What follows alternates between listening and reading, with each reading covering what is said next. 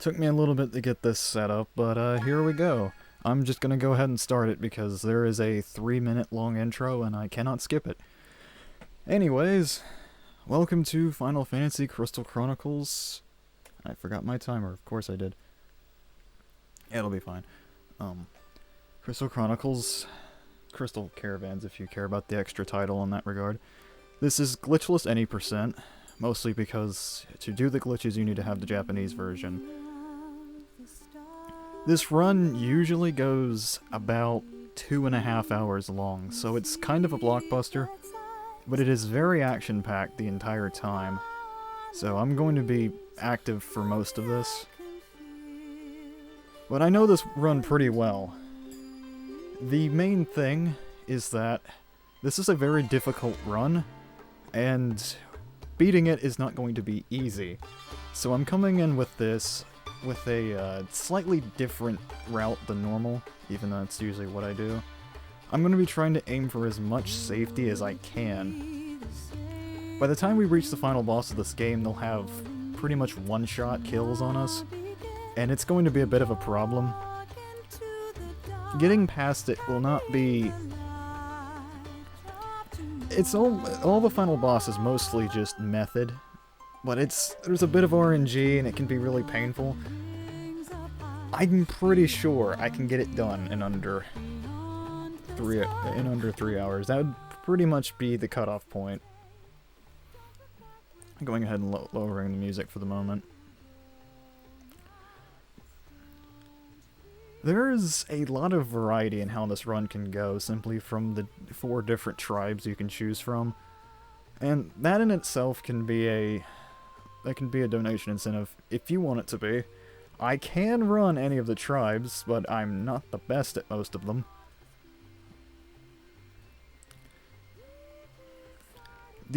I guess the more likely one would simply just be something like the name, but if you want to be exciting, then it'll have to make me change up the run a lot, but I'm all fine for that. I love routing on the fly.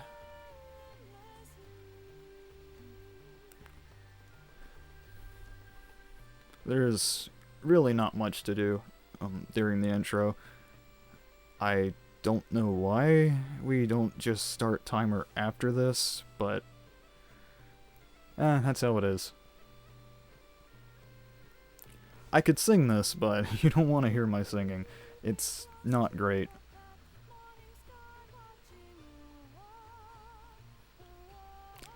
I'm also at the moment working with I'm working with some hand injuries at the moment. It's mostly in my thumbs. So I've managed to work out a way I can play this still. It's a somewhat awkward playstyle. It's kind of like claw formation, but not really.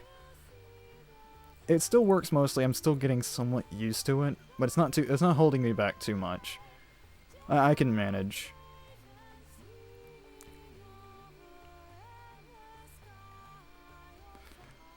This is an absolute banger of an opening track, though.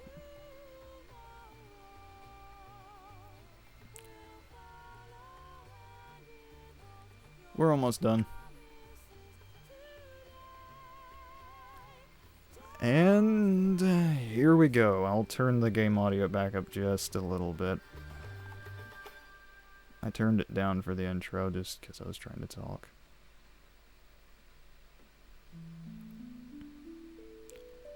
Okay. So starting out, we have to make our character and name our town. What we name the town doesn't matter, so we're just going to immediately name it the default. And starting right off the bat is where the difference in every run is going to be, really. So we need to go to set out and make our character. For this run, I am just going to name myself this. I'm going female, Lil-T, elegant. Most of this doesn't matter. Rancher, I'll explain that later. And female Lil-T is just what I tend to run on the usual. I'm better at it than... I'm just better at Lil-T these days. The common tribe to be run for speedruns is Selkie. Though they technically aren't the fastest choice, they're the more consistent. They have the ability to do an iframe dodge. The Clavet and the Lil-T, the first 2 classes, don't have that ability, and therefore they can struggle a little bit more, but The Lilty is based on heavy offense, so I'm pretty much going to be berserking on the whole game. That's the plan. On the world map, we move forward, and we immediately hit an inescapable event. We've got to sit through this. This is the game's nice little tutorial. We are not going to take it. There is a meme strategy you can do that does take this, though it doesn't save any time. If you want me to run that, I can do it as well. It's going to be maybe like a 3-minute time loss, maybe a little bit more. It's a little bit dangerous, but I'm fine. I can do it if I needed. We have to answer no twice, because of course we do. And we're good.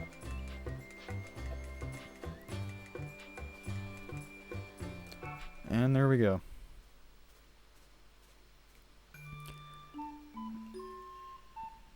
Honestly, 6 minutes to get to real gameplay isn't too bad for a speedrun.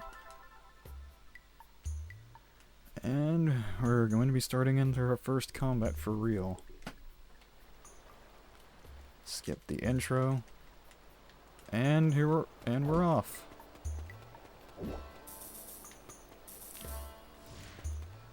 I'm just going to go ahead and dodge this attack.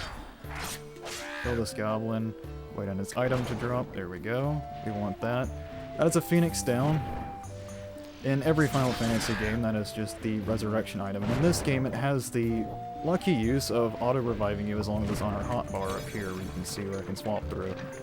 We're going to want a lot of these, and I'm going to try not to lose them to anything random. What you're seeing me use here is a charge attack known as a focus attack. This will be varying between focus and your normal attack combo in this game is something that changes the balance from this. It really seems like a really basic game off the front with how it works. You just have this simple attack combo as a charge attack, but the triple attack combo that you see me doing has to be timed relatively precisely. Every character has a different flow to how they handle it, and I'm missing it here. Another Phoenix down. But figuring out when to use focus attacks and when to use your normal attacks is what makes this run, this game in general, relatively interesting as a speed run. Everything has to be done pretty precisely because you can lose damage very easily in this game. And as we'll see when we're coming up against this boss, these bosses have a lot of HP in this game. And yeah, we mostly skip everything in a good portion of dungeons, because we don't need to pick up too much. The next dungeon you'll actually see me do a bit more fighting. And as soon as we open into this boss fight, we are going to go into our inventory and eat some meat. This will set us up with enough strength to do extra damage during this boss fight, so I'm just going to try and take this out as quickly as I can. Ideally, I want to beat this boss around less than 9.5 minutes, and that is not good, but it's okay. That bubble slows us, as you can see, and halves our movement speed and the focus attack time. This is going to be a bit of a problem because my focus attacks are very good for closing in on the boss, so I'm going to have to slowly walk towards the boss and just take the bubbles to the face.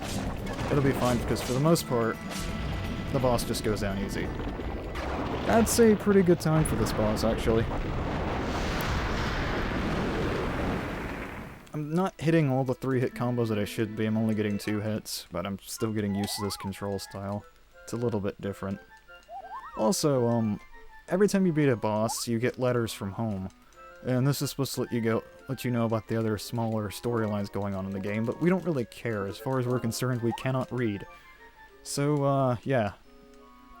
We'll just send the male Moogle on his way, and that's about it. One of the peculiar things about Crystal Chronicles is that you have these bonus conditions for every map, and I can see these on my GBA that I have linked up to the Wii at the moment. And what they do is they determine which artifacts we get at the end of each mission. And these artifacts are the only permanent stat gains in the game. They're basically level ups. And so we need to properly manage which ones we get, so that way we can get a large amount of strength by the end of the game.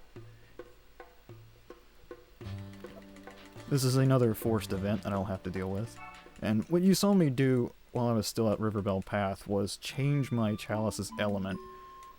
In this game, there are large forests you can see at the top of the map, known as miasma streams. These are basically progression blockers for the game. They require you to have an element on your chalice from a very specific dungeon. From whatever dungeon in the area that actually carries it. If you don't have it, they won't let you through. Minimizing the amount of times we have to go through these is also something important as well, because this takes a while. But it's fine. I suppose I should also explain the obvious as to what the chalice actually does. So, basically it creates a ring of protection. If we leave that, we start taking damage over time. The camera's also focused on it the entire time. Luckily, in single player, we have Mog, our Moogle companion, who can carry it for us, though he does get tired at certain points, and you'll see that in the upcoming map, Mushroom Forest. Okay, inputs? Sure. And we got a random event. Oh well. So basically, every time a non-required event happens, we lose time. This is luckily a short one, and I don't even have to do any inputs. This just goes by on its own. So, yeah.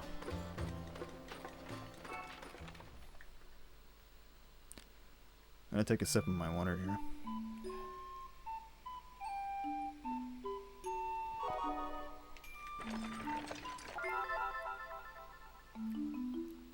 Mushroom Forest we go. This place is... The main thing about this place is it introduces poison. We won't really see too much of it, but this is about the... This is the first boss in the game that can be kind of risky. I have faith we can probably get through it pretty easy. I'm not going to bother picking up any healing items. I'm just going to run through and get the items we need for Cash and to make our new weapon. That guy's going to try and hit me, and if he does, he will stagger me. I took him out with the focus attack, that's fine. He just drops a potato, I don't really care.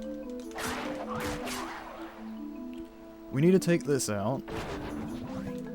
We need the buckler, but we need the iron. That iron is guaranteed to drop, and is at least luckily the one thing guaranteed to drop here. Everything else is going to be relatively random, and this can be a dangerous reset point in the run. These right here are hedgehogs that I'm fighting. And they drop what I wanted. So they have a chance to drop a good variety of items, but what we need are chunks of gold and chunks of silver. They sell for the most. And we need to make about 850 gold before we can move on. Going ahead and opening this, I don't need it, but that's a good one. Took that to the face, that's fine. Please pick that back up, Mod. There we go. Those lasers slow us, by the way. There's a lot of slow in the early game. And anytime we get hit by it is a time loss. We want to take this guy out as well. We're gonna go for and there should be another group of enemies ahead. We're gonna wait for him to jump up, still dodge otherwise. Please go away. And here we go. Chunk of silver. Alright, we're looking really good here. Seeing 2 chunks of silver is fantastic.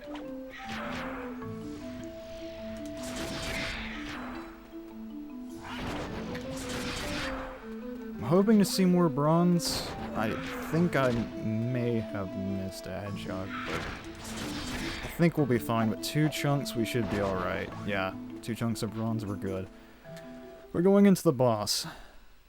This is the Malboro. It is a mega-sized version of what is usually just a normal enemy in Final Fantasy. We're gonna go ahead and focus attack this. We're gonna be low HP, but that's fine. We're just gonna go into inventory, eat some more meat, and we should be good. And so what we're gonna do for this fight is we're just gonna stand in the corner here and then just triple combo until the boss is gone. These tentacles have a chance to hit us twice. Like that.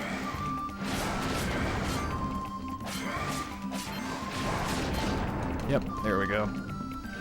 Unfortunate, but that'll be fine.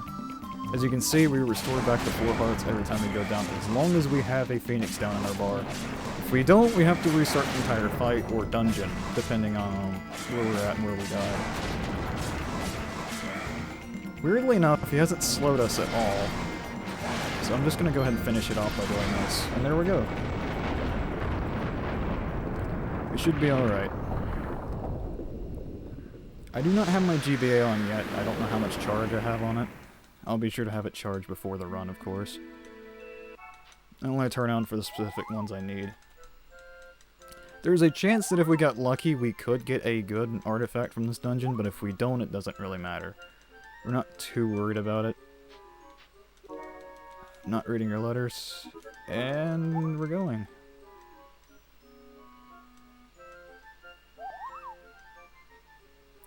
What bonus did we get?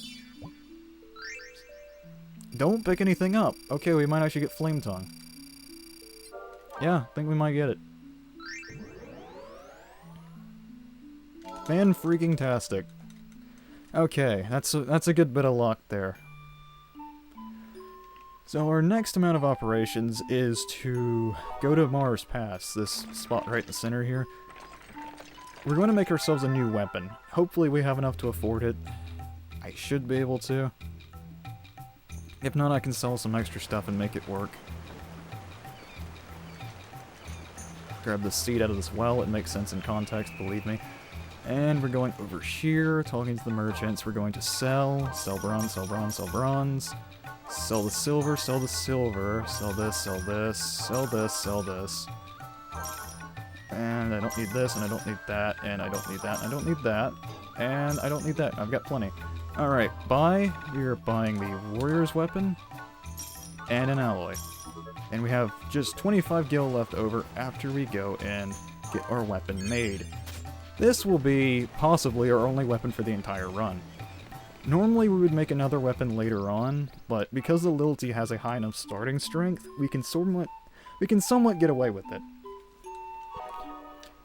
And also for them, the upgraded weapon that we would normally make is kind of bad. And I just don't like it, so I tend to avoid it with the risk of doing slightly less damage over the course of the run. So you'll see our fancy new Sonic Lance now. It's a gigantic club. And it does its job very well. So its focus attack is also another double-hitting focus attack like the one we had on our spear before. And during the run, what we want is 2 hitting focus attacks, because those end up actually doing enough damage to warrant using them over or triple combo on some occasions. And this orc is blocking the cart for me, so there we go. This is me still getting used to my movement style. As you can see, in the Minor Carthrages, the main little zone gimmick of this place is having to hit these minecarts around.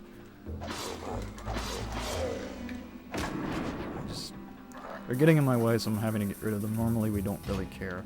We have to hit this button first, otherwise the cart gets sent all the way back to the entrance and you might as well reset.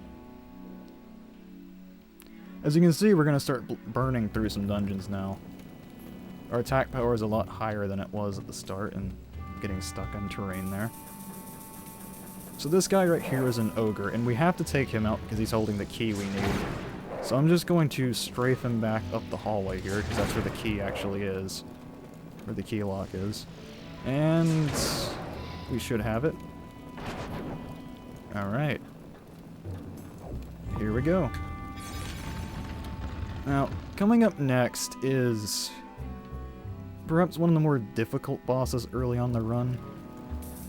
This is going to be the Orc King. He can do a lot of damage, but we're not too worried, and okay. Good block there. I'm grabbing all the Phoenix Downs I can for this run. I do not want to lose it, so... Like I said, the chances of this run dying is somewhat high, but if I play it safe, I should be able to pull it off in under 3 hours. The world record for glitchless is 2 hours, somewhere just a little under 20 minutes. That requires very good luck. As an extra little bit of safety, I can go over here, grab this pin artifact, which will give me an extra heart, and I'm just going to go and run to the boss. As long as Mog is carrying the chalice, we can still run, and if we hit the zone transition, we're fine. What happens is, after a minute or two, Mog gets tired and starts moving at half speed, which is kind of a drag. As you can see, that hurts. I only have one healing item. but we'll be fine. So, the Orc King can be looped into an AI loop of casting this fire spell here. So as long as we just keep doing that and jumping back to him, this is the safest way to beat him and isn't much slower than actually fighting him normally. And see, if we jump early, he'll just bop us. Go ahead and get some cheeky swings in here. Okay, that's a little bit risky. Okay. I'll stop playing risky here and just finish this off. So when he gets to a low enough amount of HP, he starts to self-destruct. You can just run to the corner and let him blow up himself. It works. That's slow, so we don't do it. And this will be the first year done. What we're doing throughout this game is we're going across the world collecting drops of myrrh. They come from these trees, myrrh trees, that giant crystal thing you saw. And every dungeon will only give us one drop every 4 dungeons we complete. After that, the tree will refresh, and it will increase in difficulty. I'll go into that a little bit more later when it's relevant. But every 3 drops of myrrh we get, it changes year. What do we have? Shuriken. Sure, Shuriken. Shuriken isn't great. Oh, I forgot to split. Whatever. Here is the festival. Normally it would recap all the events you saw that year, but we don't have time for that. Also, the miasma streams change every year as well. This can force you to do certain dungeons, but our route is relatively clean enough that we pretty much have some freedom on where to go at which points. Okay, I do not want milk. There's the dad. So, because we chose Rancher, our father will give us piles of meat at the beginning of every year, alongside the normal allowance every parent in this game gives.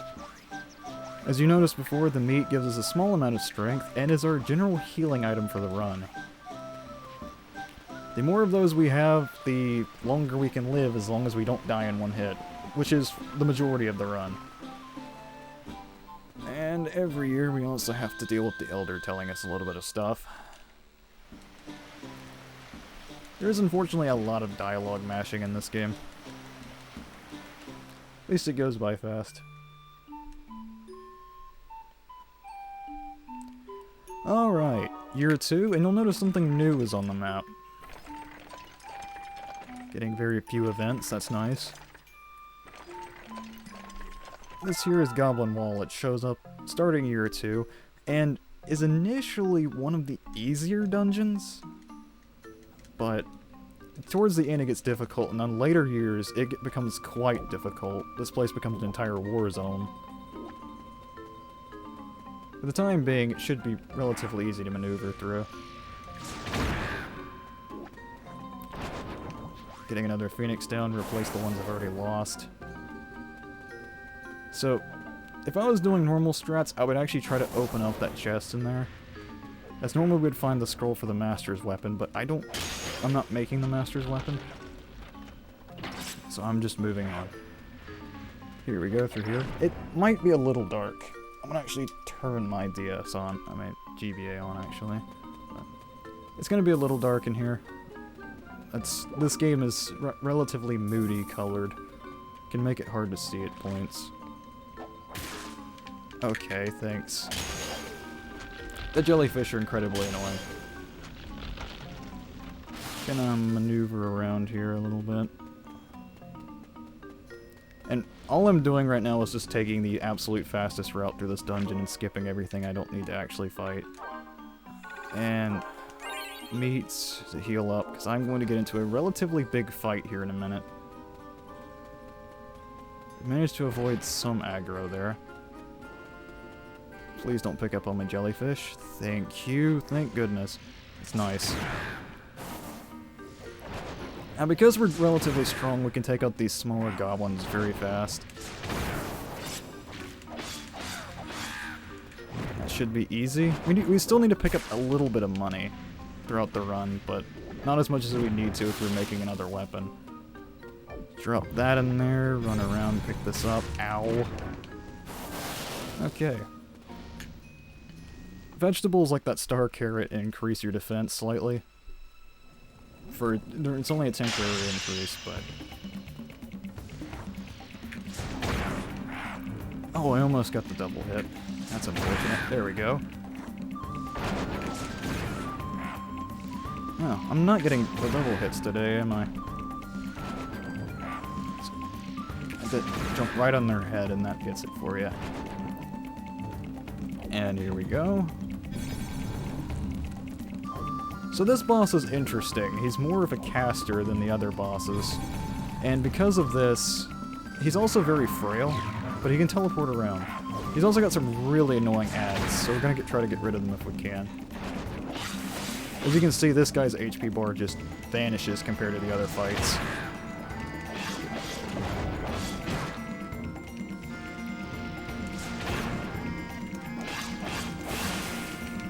It's gonna hurt a little bit. That's fine. With his ads gone, we should be able to just take this guy out pretty cleanly. Jump, and he's gone. He is not a very strong boss.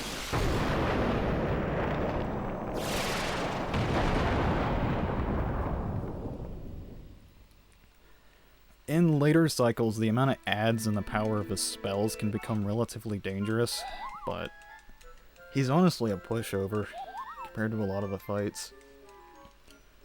I don't know why I'm pausing.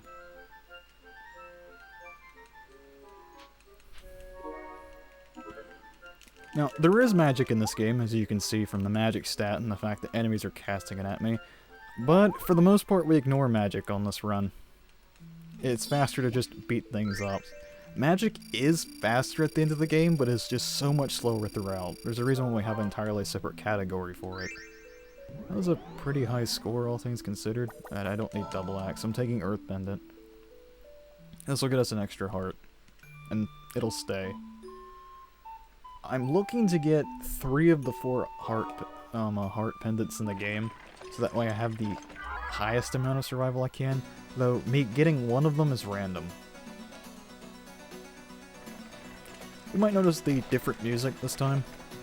This is one of the 4 story events in the game. This is telling the story of the Black Knight. Consequently, a lot of the storylines in this game don't end very well. It's a very grim game at points despite its look, but because we're beating this game as fast as we can, we're effectively getting the best ending. We'll beat the game before any of the storylines turn sour. We'll see a little bit more of the Black Knight and related events throughout the run. We'll get to see him once, but... Oh goodness, I forgot something. So, I won't be able to pass through this at the moment. I'm still carrying water because of all the things I usually forget in this run, it's to change my element. That's fine, as long as I don't hit another event here, I should be okay. Go, change the fire, move out. The reason why we don't change it inside the dungeon is because the little shortcuts you get every time you beat the dungeon make it faster. You might have noticed in some of the dungeons the weird little brightly colored pillars.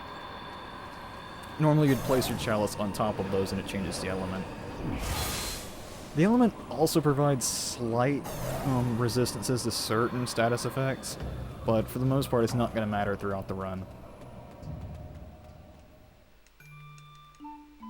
We just pick it up as we need it to move. With Goblin Mole down, we still can't revisit any of the dungeons we started with, so we're going to have to head up north some, which we can do now, finally. Sometimes the map inputs can be funny. They continue to amaze me.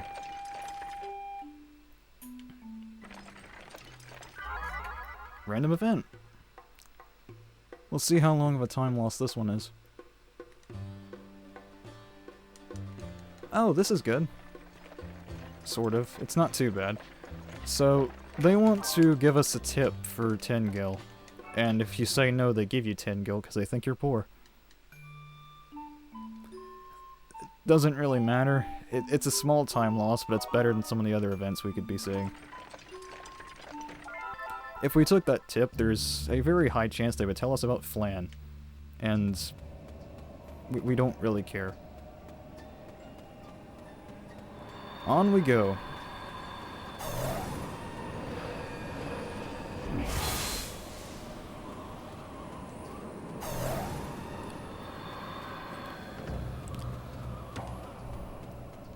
Now, the thing is that Lilty isn't my favorite tribe to run. I actually prefer running Clavit, the first one on the list. We've seen a few around. Roland, the town elder, is one of them. The problem is at the end of the game is very difficult for them. It's not to say that it's not impossible for them to get very good times, and it's still possible for them to get a world record. It's just very hard. Lilty is a lot easier on me, and I just don't play Selkie enough to do so. Uke is very magic focused, so we don't play them very much outside of the category we made pretty much for them. Free Phoenix down over here, and let's go. So, this is Taida. This is a very interesting location in the game, as it's supposed to be a very visual demonstration of what would happen to your hometown provided you fail in your quest. We're not going to be failing anytime soon, so we should be fine from this. And this zone is pretty much one of the only ones open at the time, so despite its somewhat lengthy nature, we have to do it anyways. It ends up being faster than the other alternative at this point in time. Running around. We will get to see a little bit of magic use just up ahead. Juke this guy, and jump on you before you... I'm gonna get poisoned, that's fine. I'm not worried about that. This guy drops the key we need. That spell right there, he's gonna cast his meteor, and that's going to hurt, so I'm getting rid of him. Alright. This goes in the key lock. Also, poison knocks things out of your hands, because every time you take damage, you drop whatever you're holding. It is very annoying. Alright. Stone of Fire. So, the magic system in Crystal Chronicles is kind of weird compared to other games. In order to cast a spell, you have to have a Stone of Magicite, a big sphere like I just picked up there. The problem is that you don't keep them at the end of the map, so you have to keep finding them again. And outside of certain artifacts that give you the ability to use them at any time, it can be kind of difficult, and that's what slows down magic user routes a lot. But we just gotta burn some webs. Move on through. This is a pretty short section. Also, pro tip, if you ever get stuck here without Fire Magicite in your inventory, you can go back and get it, but if you just happen to not have it, you can actually keep hitting these webs for a while, and they will break, and it'll also drop Fire Magicite for some reason. So, the game was very nice about that.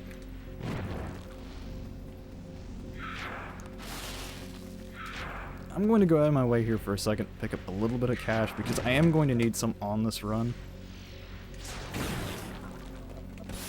That's unfortunate. Okay, I'm gonna have to heal. That's fine. Our defense is still pretty low because we haven't made any armor yet, and we won't be making any for a while. Okay, I got something good out of that. That's fine. That's what we wanted. And it'll sell decently. Not as much as what I wanted would sell for, but it's fine. We are skipping a higher level weapon. On this run, I'm going to play it safe and try and make a higher level piece of armor, and that is one of the designs we'll need. So that should be... that's good. That saves me some cash later. Going ahead and taking out this worm too, because he can drop some valuable items. It's just kill. It's not going to be much. And jump on this guy because he has the key. Just a little bit of money.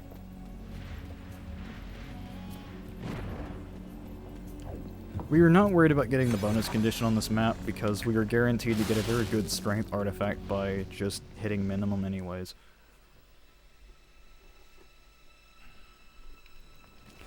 This fight is Armstrong. He is a very angry house, I guess. He's got some skeleton sorcerers around that he'll be casting, but we don't really care too much. We're just gonna hit him. He only has one attack that can easily hit us, and we won't really care. We can just reposition every time we combo in order to avoid the magic.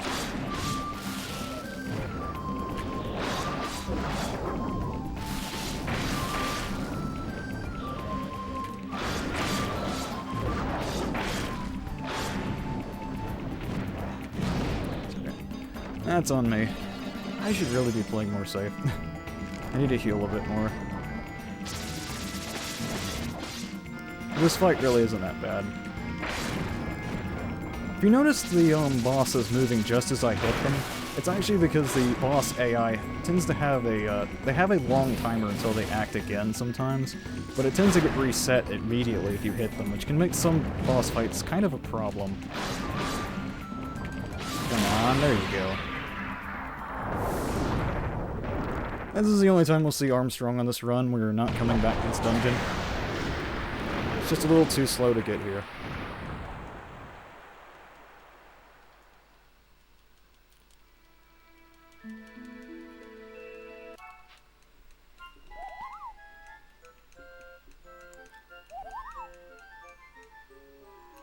What have we here? What's in the mail?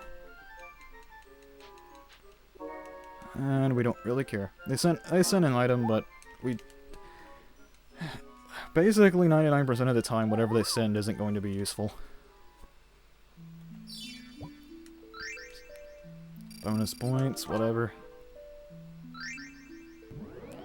And we're taking the first artifact we see, and there we go. We're out of here.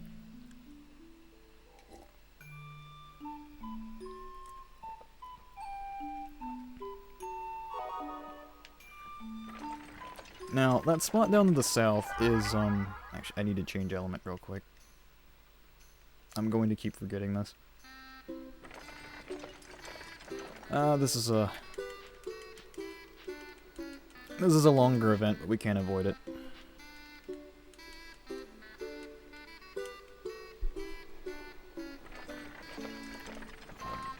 I think we need to change to Earth here, I think.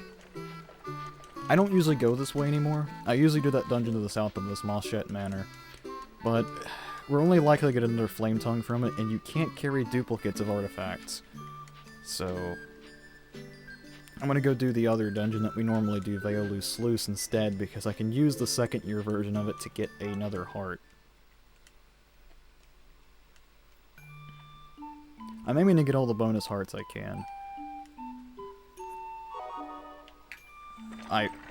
Okay, thanks.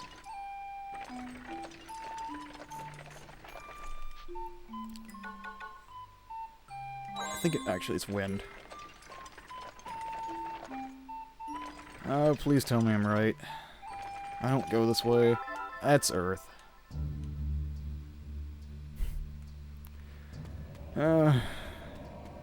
This is a mistake I make a lot. Yeah. I don't usually go this way. I don't have notes up in front of me at the moment, I'm just running off of memory. It's fine. It's a minor time loss, this is really not much in the long run. Here we go.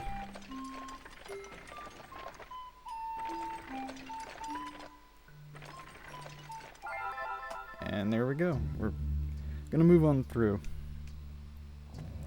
This dungeon we're going into ahead, Veolu Sluice, is interesting, because we're actually forced to play it. Due to the, there's a side quest in this game that's less of a side quest and more of a requirement. And as part of it, in order to get to the end of the game, eventually the river that connects to the other half of the map will dry up. And only returning to this place and doing some stuff with magic can we actually fix it. And this will always happen before we can get across the river to the end of the game. At least across the river with the right stuff. So we have to do this dungeon at least once, but we're going to end up doing it twice in this run. That's usual. It does have very good music, though, so I'm not really complaining. It's just the boss is really hard. Here we go, drop the chalice. Come on, Mog. Please do not be slow on me here. Get another one of these because I am just losing them left and right.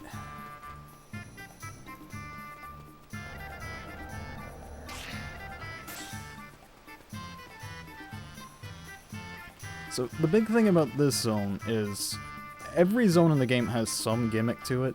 This one is that there are buttons that will be creating water geysers, and the water geysers all have the keys to move on to the next areas in them. I don't know why they do, they just do. Oh, come on, Mog. Thank you. So we're just gonna drop the chalice on it because it's easier, and then we grab the key and have Mog pick that back up. Let's hit this. This has a strength artifact in it. Grab this. Ow. Grab this and move on. We don't have to fight it. We're not fighting it. It's slow. So we're going to inevitably annoy this lizard here. No, he didn't even see us this time. That's fine. We'll move up here, move over here. Just juke some enemies. Go to this little side path. Avoid some aggro. Down we go this way. Please, Mog, do not get tired on me. This one, we don't even need to have the chalice sit on it because the button is so close. So we're good here. The next one up ahead is a little frightening, I won't lie. Because we're going to have to leave the chalice a good distance away from us. As you can see, the geyser is right here, but the button is way over here. So I'm going to have Mog try and drop that on there. That is on there. Send Mog back to pick it up. Pick this up, take the damage, and die. That's fine. I am going to have to do better, though. I've still got plenty of Phoenix Downs, but I'm just losing them as I enter the map. Please stay away. This guy is a griffin. I do not want to annoy him because he hurts. Just gonna stand up here, move around, run this way because we can't pass through these gates until they're fully open. Their hitboxes stay. And run to the boss. This is Gollum. He hurts a lot. First order of business is we're going to want to eat some meat.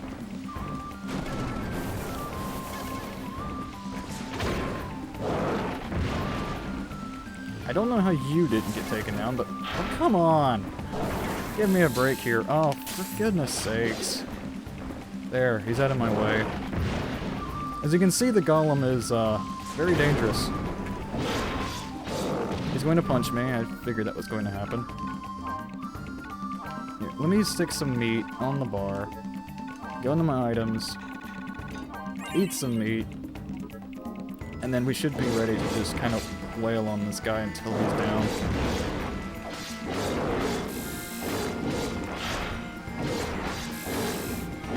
Okay, this is a really good pattern. This is going to hurt. That's fine.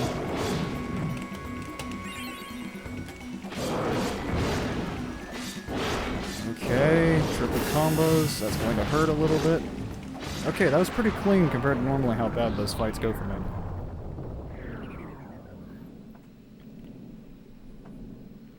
So, a interesting thing about the stats you might notice, if meat's giving us temporary strength buffs all the time, you'd have to wonder why I'm not constantly eating it. And the reason why is, this game does its stats kind of weird. They don't have any effect unless they're a multiple of 5.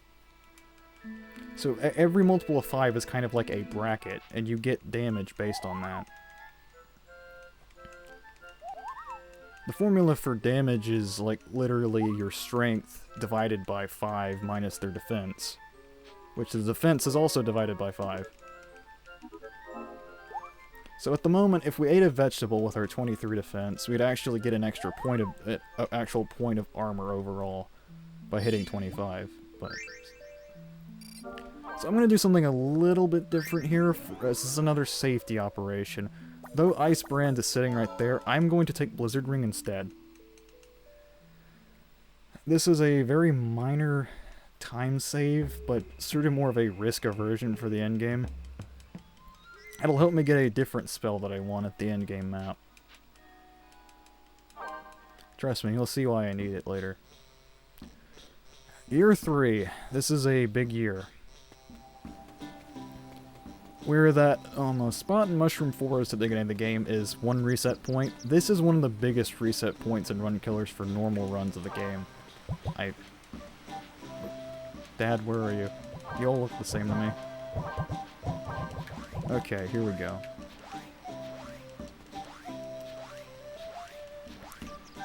Normally this is where we'd be going on a long grind to try and produce the Master's Weapon.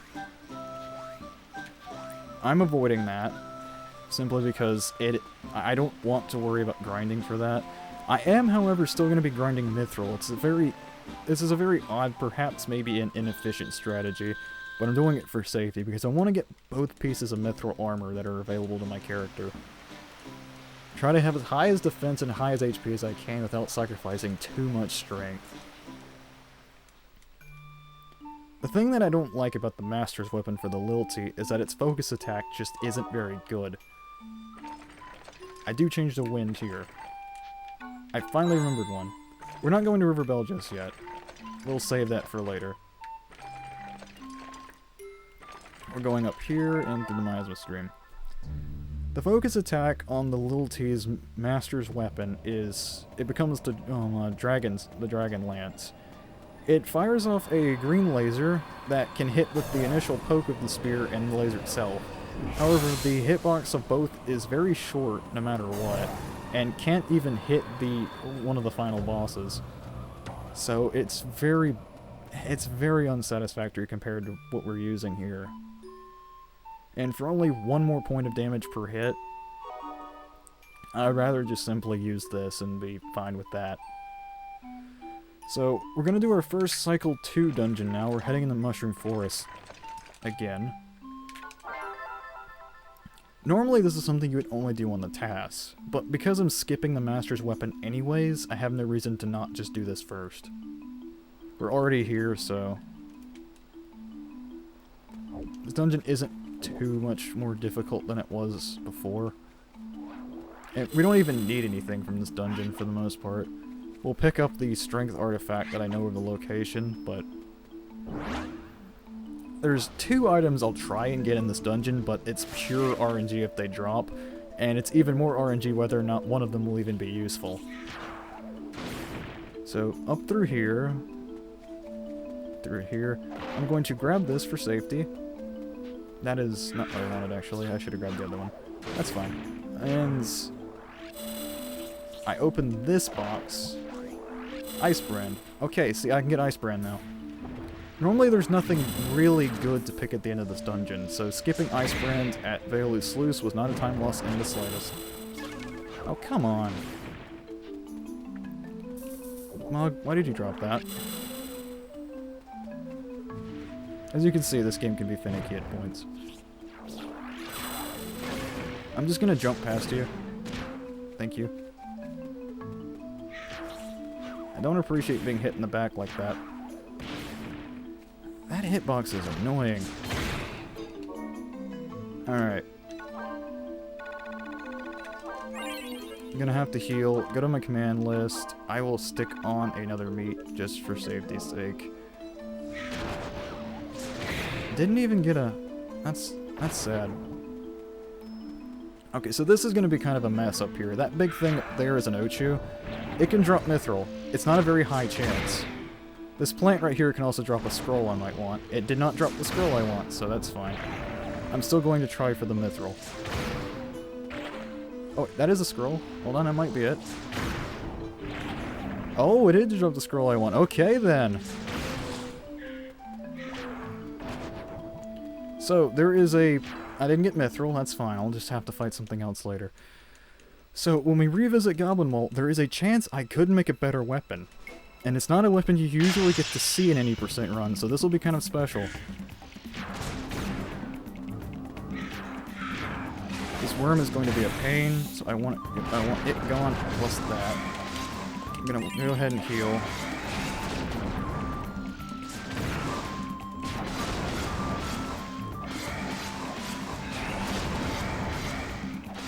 this boss fight is going to go basically the same way as it did before.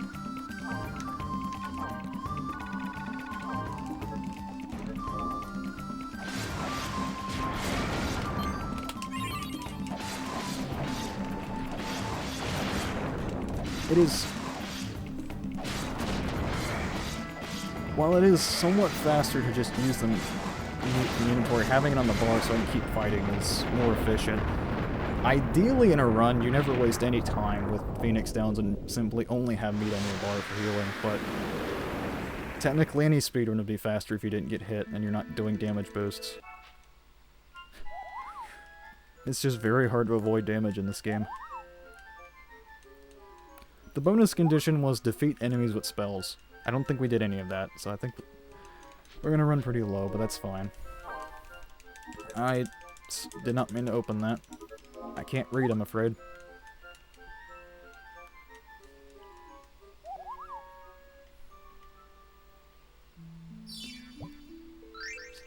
Besides, we already got what we would want from this dungeon anyways. Ice Brand is a fantastic drop to have. Because you can see there's really nothing else here that we could have picked up that would have been nice. So, not getting a piece of mithril there doesn't save us too much time, which means we're not going to have much of a location to start selling at.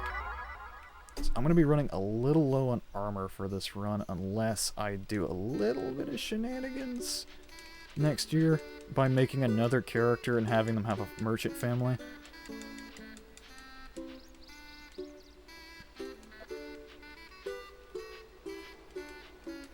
While we also need mithril to make the gear we're going to be wearing, we also want the mithril simply as material for the armor. So we're going to want a few pieces of it. I'm not going to go incredibly out of my way to grind for it. I'm just going to try to pick it up as we go. But for me, this is a pretty fast time for this year so far. 1 drop of myrrh, 52 minutes in at Jagon River is actually pretty good. And here's a river. This will be the first time we get to see it, and we'll see it a couple times throughout the run. It's got really nice music. Here's Tristan. He runs a ferry and at some points has incredibly exorbitant prices. But his price for going across the river isn't actually that bad. And we just run up this pathway. And we should be across the river now and have access to another 2 dungeons and another 2 beyond a miasma stream. We end up skipping 3 dungeons in this run, and I did not mean to do that. We skipped 3 dungeons in this run. Moschet Manor, Canal Karak, and Rabenete Ra. Mostly because they're just out of the way. The latter 2 are across this miasma stream, which we won't cross until the end of the game. Into Celipation Cave. I do not like this place. The music's chill, but I just do not like this place, and you'll probably see why pretty soon. Drop the chalice as usual, and get moving. So this place, the gimmick it has is there's these little chimes here. You have to hit them at the same time. If you miss, you have to wait for them to stop moving in order for it to count again. We're gonna go ahead and jump over here on this lizard. That's fine. They're not very strong being that big. Alloy, that's fine. Gonna go ahead and put a meat on our bar and go ahead and go to items. Meat, use, back out, let's go. This just has a chance to carry something decent in it as well. That's just a scroll for selling. We need cash still. Ah, goodness.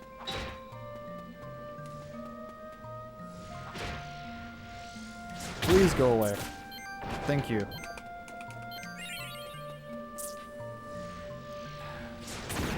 These bugs are the worst in the world.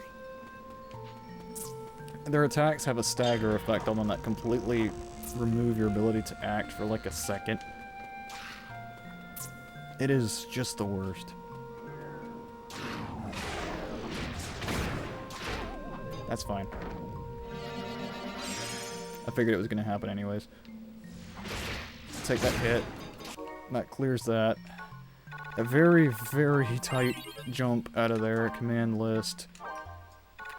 Phoenix down. I don't want my meat there, but I'll live with it. Mithril piece. Okay, great.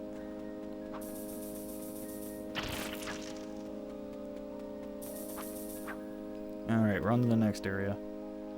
Like I said, I'm not going out of my way to, I'm not gonna grind mithril too hard. Worst case scenario, I only get one piece of armor, but I'm gonna try to get both. I'll still have more opportunities for mithril up ahead, so this is fine. Just... okay. Don't know how I ended up here. Please, mod. Keep up, man. You can get stuck in enemies sometimes, and it is not great. Dodge these here, dodge these. Come on. You always get tired at the worst points, man.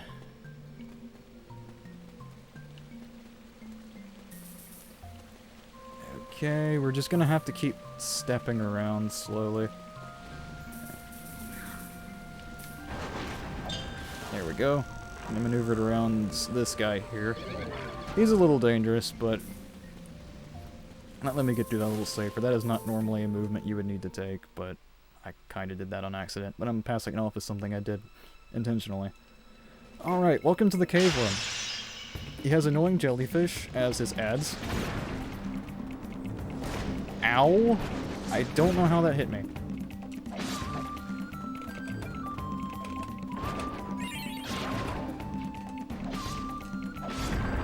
So, that big bump thing he's doing there has a really big hitbox on it. Way bigger than you think it would. If I jump in too early, he will just hit me again. And it is just the worst. So, this is fine. I'll just... get that. Ow! Okay. You can see what I mean about the hitbox being terrible. If there's one thing to complain about this game is that sometimes the hitboxes are just really funky. Okay, I'm gonna get over here. Don't know... hitboxes. So as soon as you hit him, he'll try and do that. You just have to keep maneuvering away. Get rid of these. I need to hit him a few more times, because when he gets down to half HP, he's got an attack that will kill us instantly. That right there. It also has a really lasting hitbox on it as well. Please go away. I'm gonna just run to the south to avoid this. Okay, when he does this move, all it does is just bring us inwards. The Malboro has an attack just like this. It's not really useful. There he goes again, trying to one-shot me. What in the world? That's new. I have never seen him drop it twice in a row. Well, you see new things every time you run a game. This fight shouldn't take you too much longer. I am just atrocious at this fight, though. And he was going for it again! That's one greedy worm. My goodness. He was really trying to end this run. Alright, skip the cutscene. Hello, Male Moogle. I'm gonna take another sip of water while I'm doing this.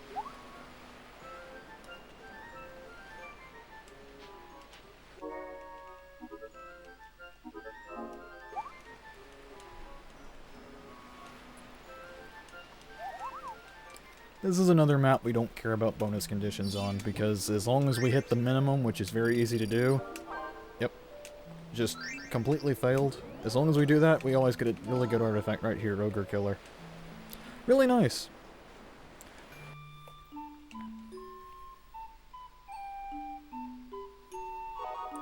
Alright, with that done, I'm going to head up to Damon's Court. It is also annoying. Everything across this river is annoying.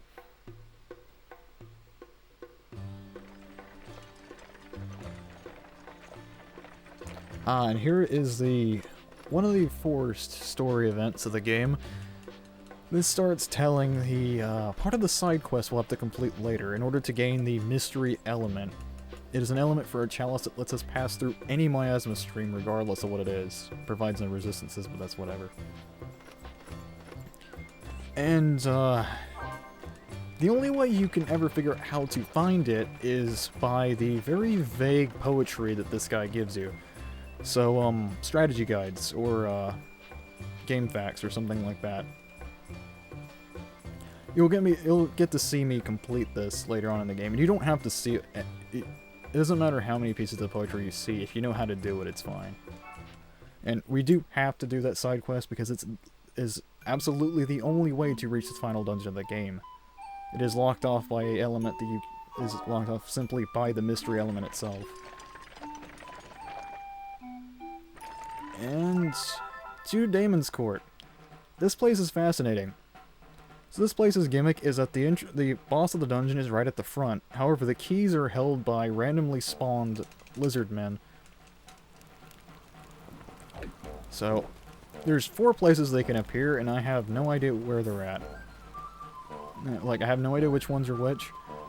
So, I'm just gonna have to move forward. Hope that that bug doesn't follow me too far. I'm gonna check up here. I am not seeing this. However, there is Mithril up here, so I will try and go for it. As you can see, these things just hurt. Everything in this dungeon just hurts. It just hurts. Alright, what I'm going to do to try and alleviate some of this... Oh, okay, I can hit another strength bracket, so I'm just going to do that and hope it saves me a little bit. Pick this up. I'll pick this potato up just in case I need it for the end. And there's a big lizard up here. They have maces now. They're not any tougher than usual. They're actually still pretty frail. But we need to beat him up. See if he drops mithril. That is just iron. How dare you? Okay. There's still a few more chances here to pick some up while I'm here. I want 2 more if possible, because I need to have some money to pay for making the armor pieces. But if I pick up enough random stuff along the way, I think I should be able to afford it regardless, or just make iron armor instead. This guy is just going to be right here. I do not care. Alright, let's see. Do we have a golden lizard over here? Nope, they're just a giant pile of them. You can see why... Ow! That hurts a lot. There is just not much you can do at this spot.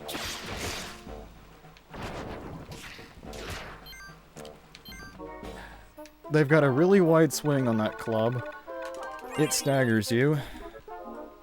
And those accursed javelin throwers are just going to be on you the whole time. More iron. I am amazingly unlucky. Power wristband. That is not actually that good.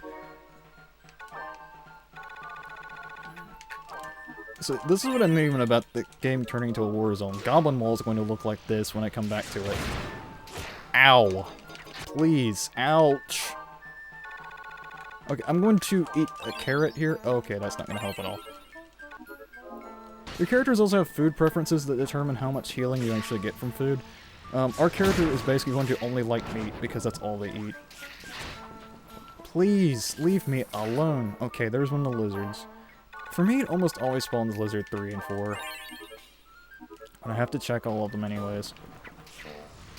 Please go away and leave me alone. Ow. I'll have tons of meat. I'll be fine, but... you can see why I don't like this place. Ow. Ooh. Okay, I think I'm gonna dodge that anyways, but I need to heal. Command list. I'm going to... It's actually not too bad if we die on this mount, because we just get put back at the front. We need to be there anyways. Please go away. You're very annoying. Look at that. 1 HP. Fantastic. Alright. We've got 1 key, so I know where the other lizard's going to be, guaranteed. He's going to be right down here, and he's also got an entourage of enemies that are incredibly annoying to deal with. So I'm going to try and jump on this one. This guy will kill me in one hit. Okay, the coral is down. Okay. Ouchie. That's the big ouch. The thing is that if we jump too early, they can hit us out of our jump. And we don't want that. Okay. Got enemies all over us. I am going to take a small time loss and check this one up here for another piece of mithril, just in case, because I do need extra money than just what I need to pay for my armor.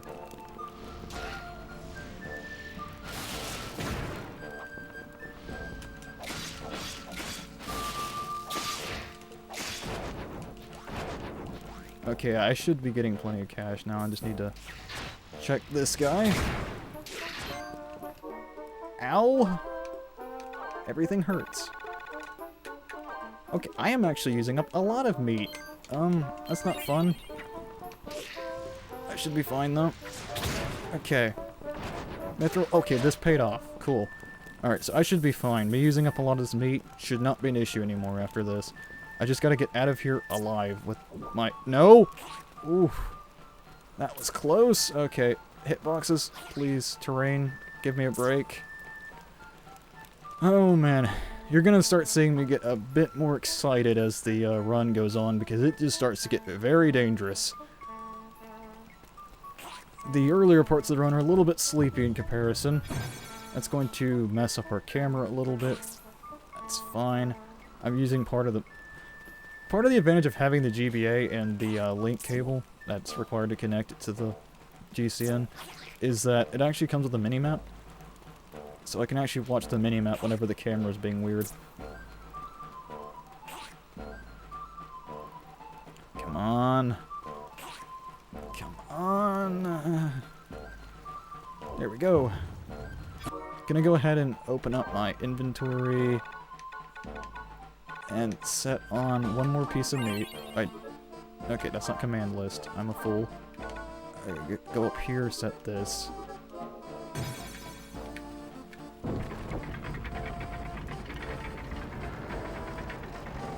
So, I am going to... This is going to end the year, which will be slightly inconvenient for me, but I will be fine. Mars Pass can still produce the items I need, and I'll just have to do a small rerouting decision. Okay. So, what I'm going to do is, I'm just going to go ahead and save a little bit of meat. Yeah, I knew I was going to draw the aggro on one of these. 44 strength is honestly really good for this still. This guy can hurt a lot, so we're trying to avoid being hit by him. That attack in particular will hit us for a ton of damage, as you can see right there. So this gets us our attack buff now. Ow! Okay, I do not like. I do not like. There's still the potential I could get the Valiant weapon on this run. There's nothing saying I can't get it just yet. Ah, my goodness. Just do something, please. Pull up your shield, would you? There you go. Yep, he's gone. Okay, that is year 3 done. This is going to be a little unconventional going into this year. So, what I'm going to do is I'm going to make another character and give their parent the merchant profession. This will give me a merchant in our starting town, so I can sell my stuff off there. The merchants I sold to when I made my warrior's weapon in year 1 are the Selkie merchants, and they're only present in Mars Pass on the odd years. Going into this will be an even year, so they will not be there. They'll be at the capital instead, and I'm not heading up that way.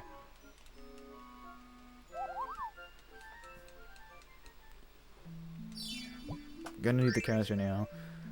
This is a slight downside of this routing a little bit. That's why you could save Mushroom Forest for later. Loaded dice, that's fine. That's better than Power Wristband. For me, 109 is a very good clear time for the first year. So this is still a very good run in my respect.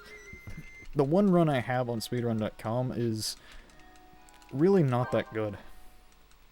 It's like 21st place or something.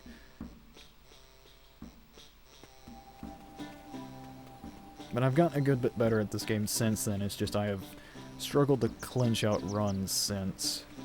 Father, where are you? There you are. Please give me my meat. You did not have very much this year, did you? That is sad.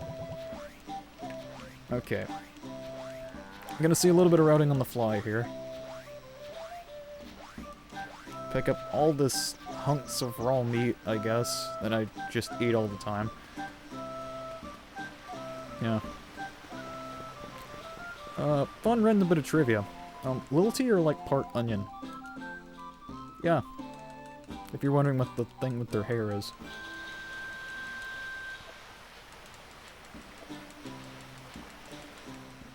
And here we go. Starting year 4, I am going to make another character. So we are going to set out. This is a kind of an issue. Their name is going to be B, confirm. They're just going to be a clavet, and they just need to be a merchant. Yes. Mash the start button, because this can sometimes skip that. There we go. You have to do it faster. I missed that in the intro. We didn't even know about doing that until recently. We've been doing this game wrong for years. That's like a 5-second time save. So, here is B. We'll never play him.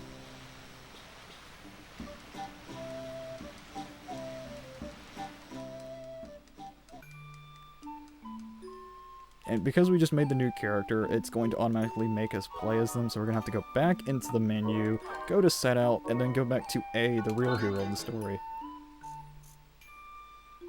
Now that we're here, we're going back into the town, and we're going to sell off 1 piece of mithril and all this excess iron. Or, yeah. I'm going to sell off all this excess iron. So, his family should be over here. We're the friends. So let's just go down here.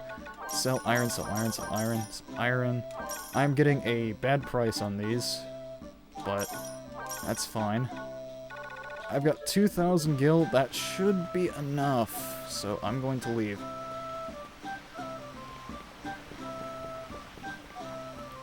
It should be enough. Alright.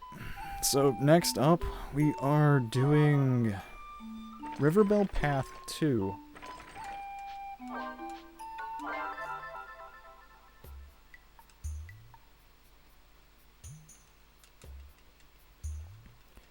We have to change to Earth this year as well.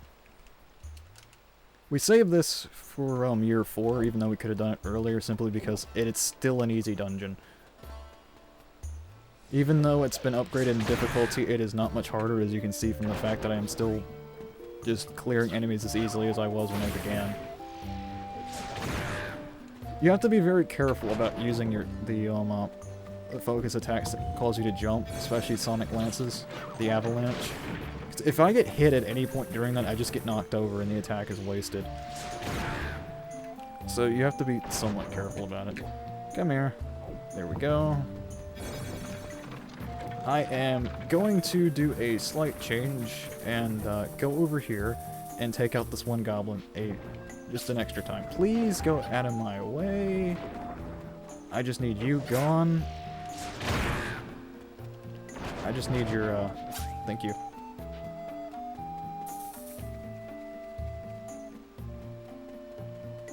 I'm getting out of safety because I have just been dropping them this whole time. So, what we're going to be doing next is Goblin Wall 2. I'm going to kill an extra enemy there because they can have a chance to drop a material for the Valiant weapon. If I get that, I might be able to show off the Valiant weapon.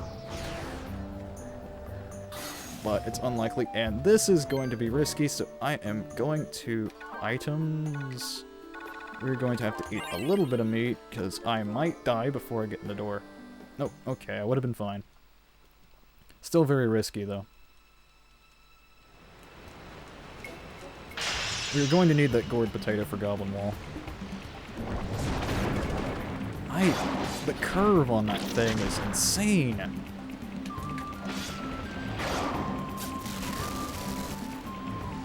Be gone, squirrel. Okay, that's going to hurt if he hits me. Need to eat meat and move, please. The giant crab has a relatively predictable pattern. It will either move or attack, and then once it's done doing that, at least later on, it will almost always cast a bubble, then use the head slam, or any other attack it has available. As you can see, it's just going to do this. Oh, the lag. This game has some FPS problems sometimes. I'm gonna juke that bubble. Focus attacking isn't faster here, but I want to keep it open if I can to keep up with it when it jumps, but it seems like it's not going to let me do that. That was barely repositioned at all, buddy. Please stop jumping! What do you think this is, the Olympics? Okay. Crab is turning into Mario on me. What we pick up here is, whatever. We don't really care.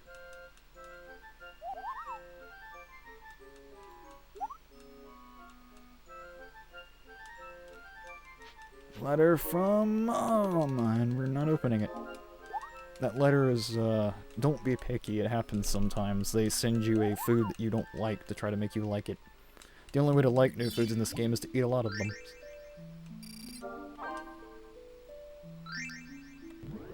Alright.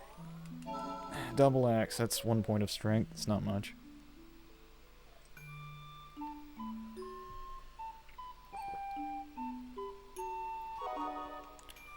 Alright, and we need to change to earth this year. The cycle is always water, fire, earth. I mean, water, fire, wind, earth.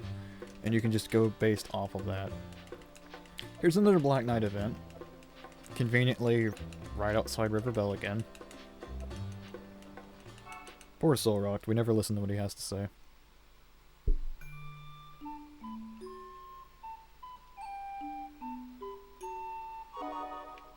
Go up.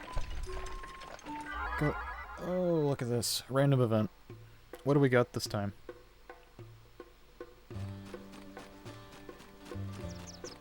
Okay, more Alphataria. That's this caravan. This is, them telling us about Flan. For whatever reason, Flan is the first thing anyone wants to tell you about.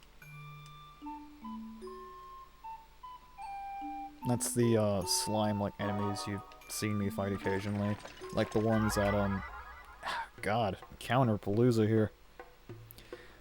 This is all RNG. It's a time loss, regardless. Here's the Fields of Fum caravan. They live in that one town across the river that we did not visit, and we never will. We just don't have a reason to. Unless, of course, you're stuck over there without money, and you need to get back.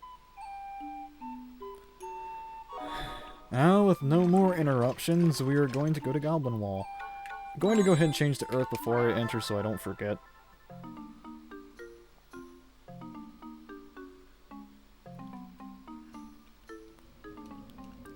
So, this place is going to get a bit deadlier than it was. That's a Flan. Okay. You notice this guy has a mace now, and it does the same thing that the big guy's maces did in Damon's Court. Please leave me alone. Okay, so there is going to be a big enemy up here. They hurt a lot. They're called a Cerberus. If I am lucky and they drop their special item that they can drop, it'll let me make the Valiant weapon, which will be a good deal better than what I'm using now. But I have no guarantees on whether or not it will actually drop. And that's why I'm afraid of fighting them. Let me, like, pull you down here.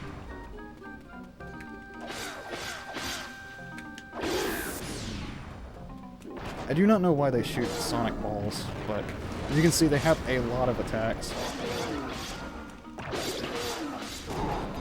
Yeah, this is gonna hurt, and this is probably not gonna pay off. But taking risk is what we do. Just gonna go ahead and make sure I set this up right.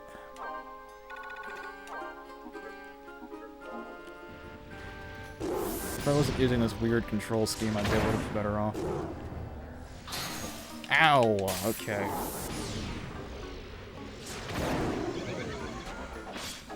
You're dying for that. Did we drop it? Oh my goodness. Okay, we're getting Valiant Weapon. This does not happen usually. Those are... The Valiant Weapon Scroll and the Cerberus Fang are both kind of rare drops. So even though I lost 2 Phoenix Downs, this will very much pay off. This is something I have never gotten a chance to use. I've always wanted it to work, I've always theory crafted it, and we even have a task being worked on that uses it. So I'm actually going to get to try it RTA for once. So I'm going to have to change up my buying a little bit when I get to town, but that'll be fine. I won't be able to make Mithril Armor anyways this year, I'll have to make it next year.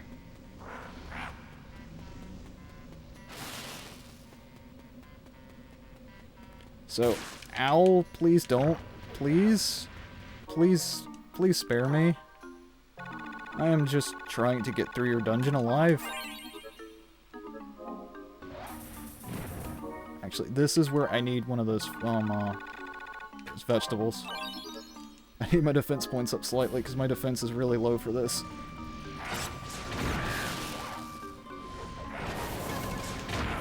Ah, goodness. Okay, so I'm probably gonna die. Okay, no, I'm alive. So, what happens is, outside of boss arenas, those jellyfish, if you hit them with a normal attack, they immediately stun you. It is the worst. That is going to hurt again. I'm going to have to heal again. This is fine. This is fine. Okay, and they killed me right at the end. That's freaking fantastic. Whatever. I'm losing a lot of Phoenix Downs, but... So normally a strategy you might even do at that point in the run is to intentionally die there to drop the aggro off the enemies so they'll leave you alone. Didn't get the double. You can jump on their heads, right? Clear them out easy. So the reason why I'm so jumpy about these spear guys, as you see right there, they always knock you back when they hit you, and you can't stop it. That's just a very annoying trend that enemies start getting later on, is that as soon as they hit you, you're stunned, pushed away for half a second or a half a second, and you can't do anything. It's very annoying. And it hurts. A lot. Trying to avoid that, but no. As you can see, sometimes enemies can be staggered themselves.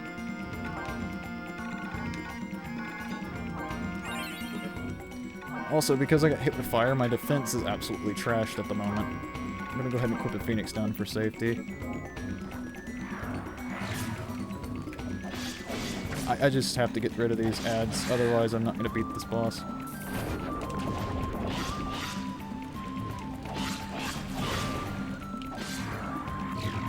Going down here. Bait them to casting their spell at me, jump on them. Keep hitting. Move back, bait them for the spell. Nope, they're teleporting away again. Of course they would. Bait for spell, and jump in. I heard the goblins respawn. That's fine, I will take you out in just a second. Okay, we're good. We're out of here. I know that says it's a time loss, but that's because I'm taking safety.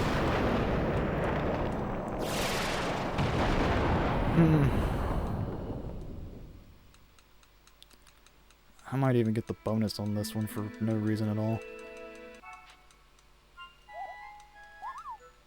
Okay. This will still shape up to be a really interesting run. I'm not behind, really. That was just a slower split than usual. I'm not surprised to see it. That was a pretty rough dungeon. I think the artifact we usually get here is a Shura. I inflicted a lot of damage. Okay, that's not high enough for a artifact bracket. That's fine, and we get a Shura. It's not much. It's just 1 point. If we had just another 1 point, we should be good on that. We won't be getting any more, though, so it's going to be a little bit awkward. It could still matter at the end of the game. Nothing else there, and that would have helped. And here is the Gertie event, again. This one we had to be very careful for, because he'll ask for 1,000 gil from us. Thing is Gertie's kind of a swindler. He's, at the moment, made kind of bad on a deal he made, because he was trying to move produce, and as he says, apparently he moved the produce here fast enough. It just, it rotted. We're going to show up here any second now, and he's going to ask us for 1,000 gil, and we do not want to pay. We need all the money we have. No. This doesn't change any of the outcomes at all. It might have 8. This just keeps it consistent with all the other runs we can do. If you're really memeing, you can actually give him the money, but it's only if you're just extra rich compared to what you really need to have at this point in the game.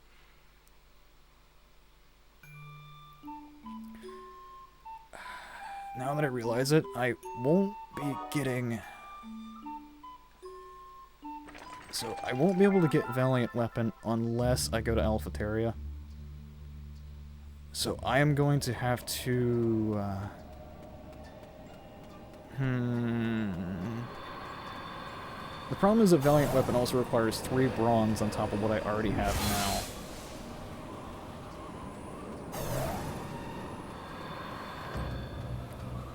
I have to pass by later at the end of the game anyways, and I'll have to pass by Mars Pass next year. It shouldn't be too bad. It wouldn't save me any time to move up to go get it. I just need to make my armor.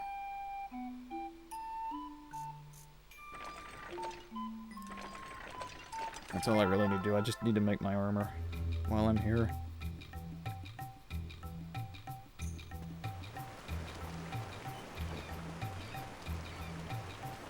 Thinking about the routing. As you can see, they're not there, so I'm gonna have to just... I don't have the materials to make Valiant at the moment.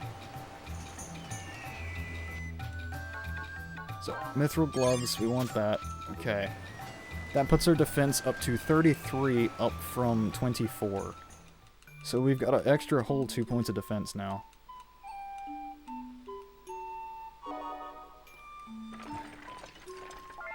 So we're gonna lose a bit of money here. We're gonna have to pay a decent price to go across the river. So the total for going just across the river is just 50 gil. It's not much, but the other locations in the game are exorbitantly overpriced. Kilanda costs us a ton of money. And this is basically only one of 2 bathroom breaks in the run that I would even possibly have. I'm lucky in that I don't really need to right now. So we're going to sail south of our homeland. And off we are to Mount Kilanda. This place is interesting in that this is just a dungeon you enter purely from the outside. If I just mash start and A while I'm here, it'll skip. Okay. There's a chance you can skip that ready there. It's rare, but also because it's hot, Mog will run out of energy a little bit faster than usual, but that's fine. I won't be staying here long enough for it to matter. The gimmick for this place is these little lava bridges that you have to activate by throwing water pots into these lava geysers. That's the only one we have to do manually. We've got a buddy on the next screen that'll help us with the other one. See, Mog just gets tired right then. Okay, so you'll see there is going to be a goblin carrying a gigantic sword. We want him to drop that, so we're gonna run over here. That's fine, even if it hit us, it wouldn't hurt. And we're gonna go and take out this coearl just because it drops that extra phoenix down for us. And unfortunately, I do not think I will be getting the star pendant from this map. So I will probably be down 1 heart than I planned. But I'll be up more strength than I normally would have intended. That's fine. I would, in order for this, I would have to get a point value of over 102, and what I got is I got a relatively low point value one for this. I'm probably gonna get like 7 or something. Alright, meet the Iron Golem. This guy can hurt, but for the most part, we're just going to strafe him in a circle. He's just going to swing, and we just keep going this way. Just keep going counterclockwise, and he will fail to hit us. It's all we have to do. He hurts a lot if he does hit, as you can see. He also breaks his sword on occasion. That's what those big swords were for that goblin was carrying. If we did not get rid of that goblin and make him drop that sword, what would happen is that there would be an extra sword for this guy to pick up. As stands, there's only 2 here for him, so... Ow. Okay, that's not fun. Please stop. Going to menu a little fast real quick. Get me another meat on the bar.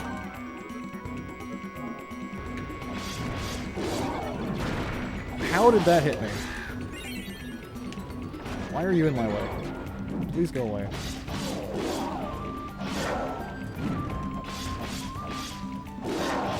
As you can see, you can score some extra hits on this guy on occasion. He is... Oh, okay, he's going to do his big charge. This guy can football charge us. It does a lot of damage if it hits, and it will multi-hit. He's going to do it again, I think, so I'm just going to get rid of this guy. Stay out of your way. Please don't grab your sword. Okay, we're good. Wasn't too bad of a fight. I've had worse, I've had better.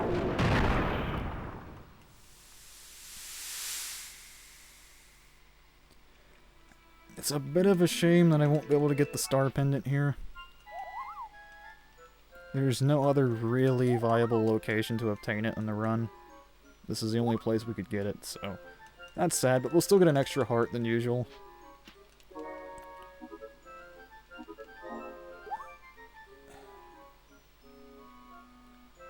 I'm, hoping I can manage. I really don't want to lose this run. On Getsuren, we have to take that. Normally we'd want to get that. And that's year 4. It goes by really fast.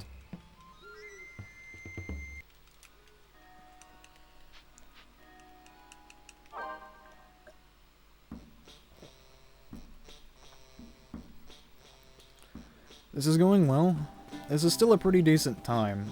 For reference, the true any percent would be in the final dungeon at this point, but they also can have infinite money, so they've got a little bit of advantage over us.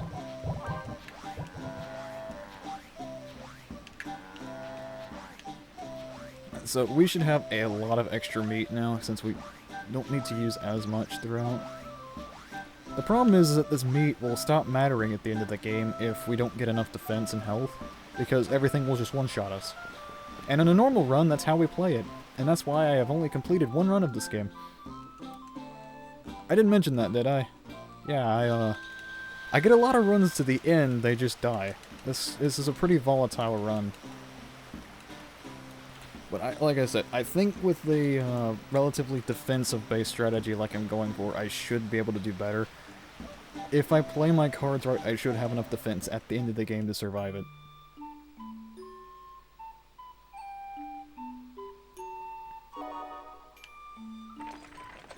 Alright, so what's going to change about this year is that the Jagon River has dried up, as I mentioned way earlier in the run. This means we can no longer cross it. Oh, goodness. So, this event, these two were fun, but their event takes forever. Every time it shows up, you lose like 40 seconds or something. Anyways, because the Jagon River has dried up, we can't cross it anymore, and in order to get to the end of the game, we need to cross it. So we're going to have to go all the way up to Veil Loose and fix it. But before that, we're going to go ahead and go get that mystery element I mentioned before. We don't need Herdes' poems or anything. We already know the solution. It's going to be the only other case of magic you're really going to see in this run for the most part. So we're going to go over here. We're going to go to Port Tipa.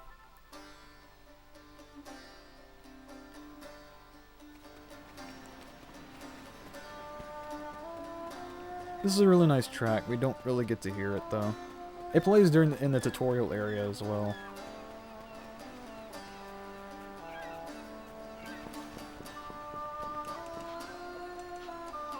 We're gonna go to Leuda.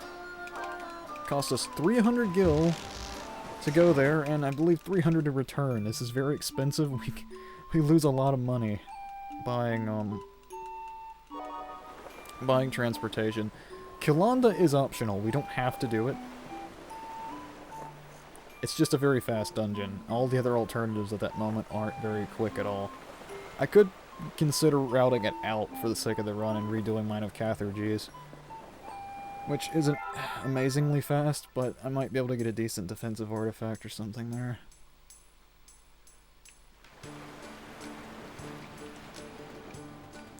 Okay, so I am going to...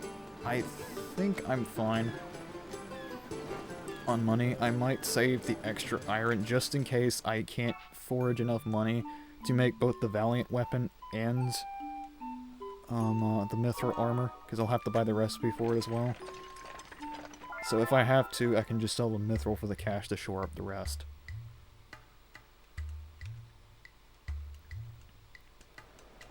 Okay, welcome to Linari Desert. You're going to be seeing me actually cast some magic here, and it's going to be a little dangerous because I'm going to have to take my Phoenix Downs off my bar. So this guy's going to have to go down.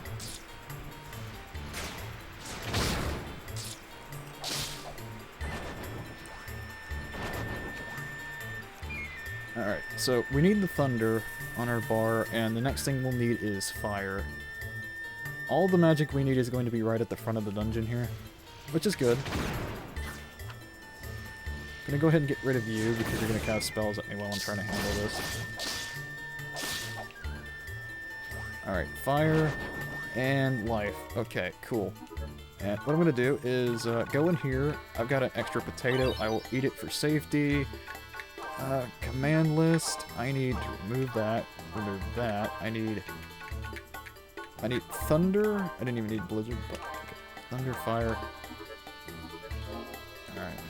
What you saw there was just a glimpse of something that's actually interesting with the magic system in this game. You can actually fuse the magic spells together to make new ones, and this is how you access more powerful spells or ones with different effects. We're actually going to get to see the use of 2 of them here, actually. Alright, Mog. That's fine. Because Mog is tired, we're going to have to pick up and carry this chalice ourselves. That's fine. We're going to want to try to balance this out so that while we're trying to maneuver through areas, I want him to get his energy back so we can run faster. There's really no faster way to do this unless you're a TAS. So we're going to move up here, and there is going to be some cacti. And we need to cast Thunder on these. Because I'm a Lilty, I have the worst casting speed available in the game, so it's very slow. It's a half-second slower than it normally is. But with that done, I need to avoid the zoo here and just go down this way. We're going to be running past a lot of enemies, and ideally you want to get enemies behind Mog when he's tired because he'll still chase you at full speed and push Mog. What I need next is fire, because I'm going to... Or actually, no, I need gravity. So I'm going to have to go up here, trying to rat around some of the enemies. Fuse these two and create the spell Gravity. This normally helps to fight flying enemies, which we've seen a few of in the game. But for the moment, we just need to collapse this tent. Don't ask why, we just have to. That's just how this works. If I could get the scorpion behind Mog, I can have him make it move me faster. Not that rock, we need the other rock. So we're going to go ahead and split this. Move over to fire. Get right down here. Okay, I'm gonna have to dodge that attack coming in there, because that's going to hurt a lot. Cast fire on this rock, and we're good. So now we're going to have to run all the way back up here. Mog is about to get tired, so I'm going to take this. We're going to have to run all the way back up here and start casting Blizzard on these rocks. It is all incredibly esoteric, but this is how you do it.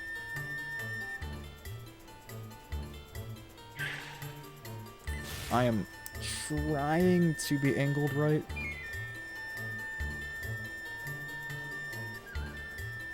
And notice as I'm losing time on the split, I think it's probably because I have my split set up wrong.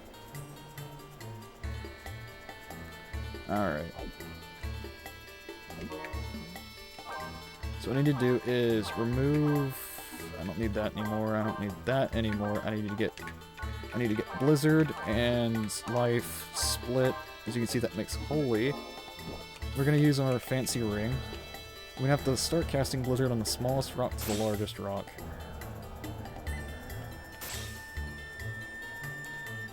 This camera is funny as well, it messes with your movement. So we're going to run this way and then jerk our controller downward so we can go to the south. And I want to run almost all the way back to the entrance. I'm going to go ahead and command list, go to here, fuse, get Holy.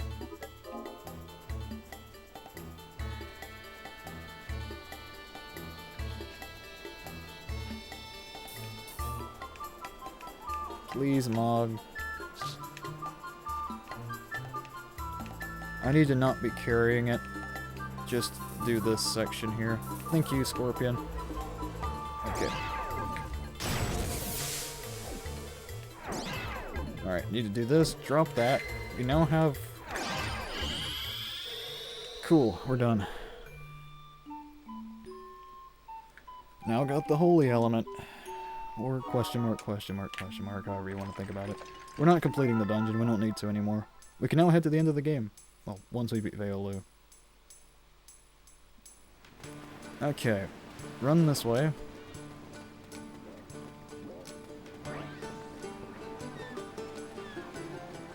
And Tristan.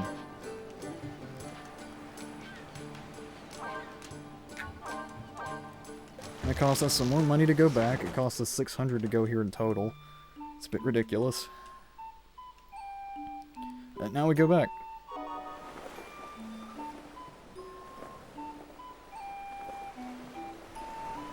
So, next plan of operation. Normally we would just head straight to the end, but I need to do just a little bit more item crafting, thanks to how things worked out. So I'll stop by Mars Pass. It's an odd year, so the merchant should be there. And everything should be fine. I'll make the Valiant first, and I'll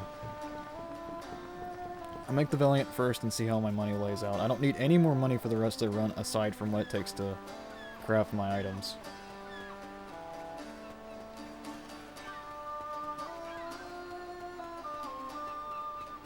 And,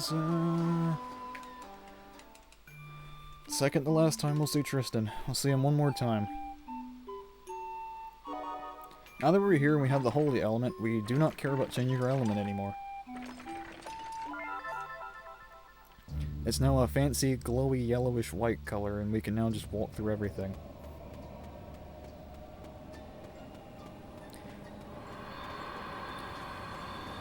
Last time we'll see this miasma stream during the run.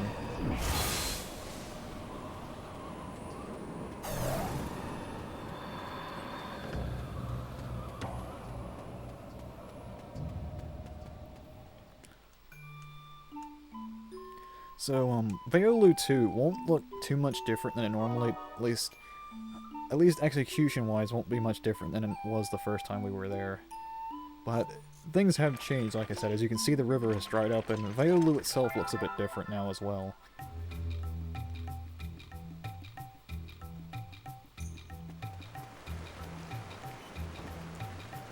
I should be fine. I'm just gonna run over here. Okay, and buy. I don't need to sell, just buy. I need 3 bronze. Oh my goodness, that is expensive. Okay, if I'm going to afford this, I'm going to have to sell that, unfortunately.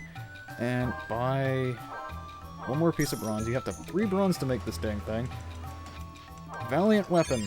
First time I've got the chance to use it in a run. Okay, Gil, I do not have much money, but iron armor is not expensive, and I can make that. A little bit less defense than I intended, but that's fine. Iron armor, equip it, it's a little bit of an increase. We're at 40 now, that's actually fantastic. Mithril wouldn't be much higher than that anyways. I didn't need to exit off that side, but... Gotta go north. And so, one thing, the funny things you're gonna see is that the Valiant weapon is going to look basically like the weapon we started the game with. And that's because it's effectively an upgraded version of that. It has the same focus attack and everything. The reason why we care is that the Valiant weapon is approximately 6 points higher strength than the weapon we were using. So we're going to do at least a free point of extra damage throughout the run, and it also, that 1 point, shored us up an entire another level. So I'm actually doing better off than I would be if I was using the Master's weapon now. Too late in the run for that to really pay off, but if I'd had it earlier, it would have been fantastic. But I mean, I'm not gonna complain. I've never gotten a chance to use this in a run, and it's gonna be fantastic. I love Cyclone Slash, the focus attack on this weapon. The hitbox is a bit weird, but it's a double hitter. And double hitting focus attacks are what we want at the end of the game for safety's sake. You'll see when we get there, because it is a nightmare. Mathematically, the reason why the focus attacks matter is they add an extra flat amount of damage to your hit. But if they hit... The thing is, you can also triple attack in the amount of time it takes to do a focus attack. So you're actually losing out on damage if it's a single hit. If it hits multiple times, you'll actually gain more damage having done it.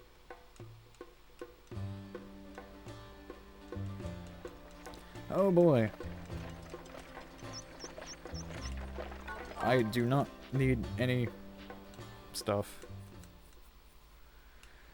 Please do not give me tips. I know how to play this game. At least I act like it. There are definitely people who know more about this than me. Alright, Veolu 2. It is possible for me to grind Phoenix Stones while I'm here. For safety's sake. I think I have a good amount. Let me check. I do not. Okay, fun? So what I'm gonna do is,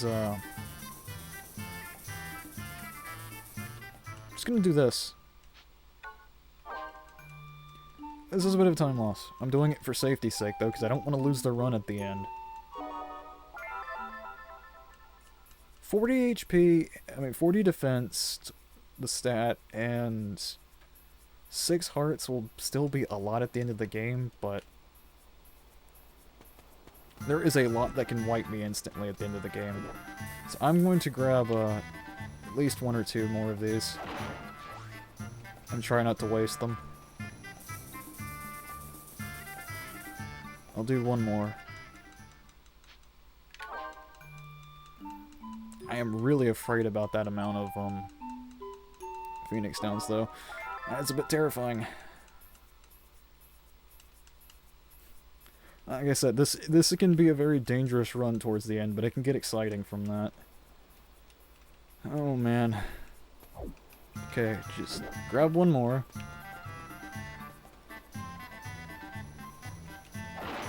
I'll spare you from hearing the opening lines again. Okay, run around the enemies. Please run around. Mog, catch up, please. If you look, you can really start seeing it now that the sluice has drained out a lot. This is in due part to the fact that the plants that were providing the water have died now. But we can bring them back to life with Life Magicite, which we'll just get from this guy right here. I missed that? That's fine. They explode. Gonna avoid that. Alright.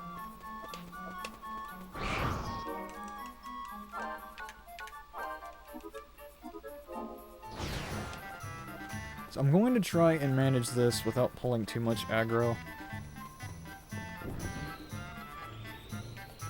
I have to get down over here.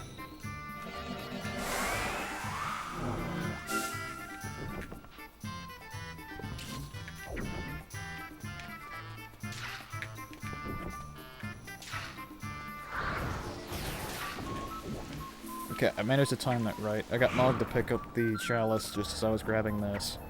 He sometimes doesn't... Oh no. He sometimes doesn't like to pick it up if you're doing something already. Such as casting a spell or something.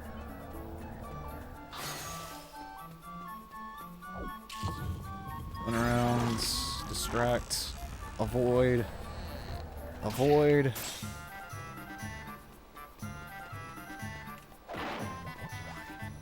I'm grabbing that for safety, I might not even use it. Cure is just a healing spell, it heals you to full.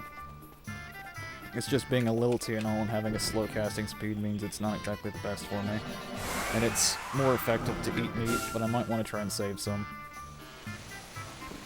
This is really the only time in any run nowadays that I still bother picking up Cure. Because it is dangerous. And yeah, the splits are going to go red, but I don't care. This run's taking a lot more safety than usual. I could still beat my original record at this rate, though, just if it goes off better. Please. Get on there. Thank you. Okay, tell Mog to return. Grab this. Okay, as long as it's out, it won't go back down. Ow. I do not appreciate that. Oh, you would, wouldn't you? Okay, I'm gonna have to drop a heal.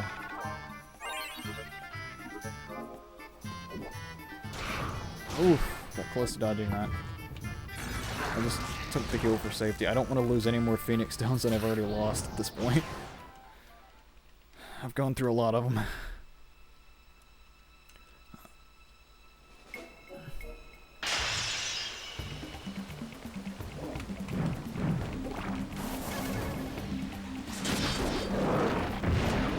Ow. I usually skip trying to do Veil Loose Loose too, because this guy is dangerous.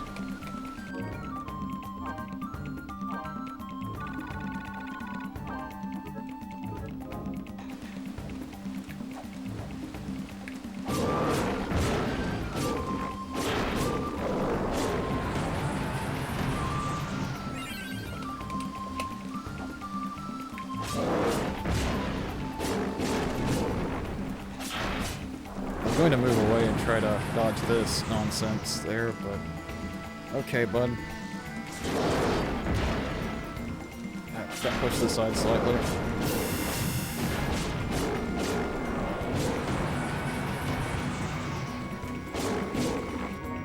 Going to go ahead and heal, because if he punches me, I will die.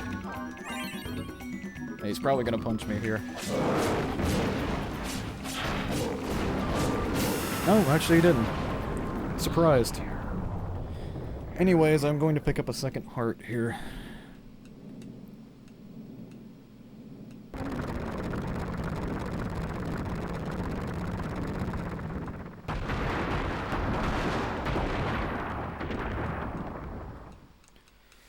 I'm not gonna get the bonus condition. There's normally a +3 strength artifact we could acquire from this dungeon, but that's only if you're lucky with how it drops, how the bonus is decided.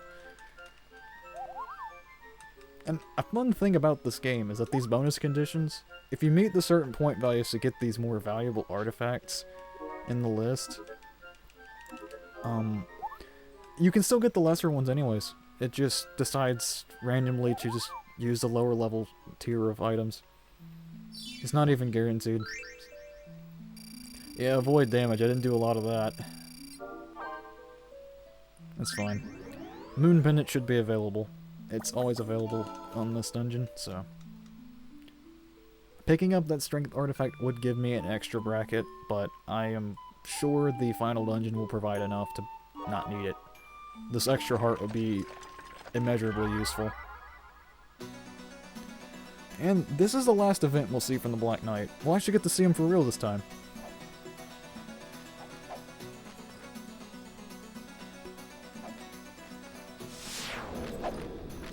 This event shows a little bit of story that would, over time, make a lot more sense.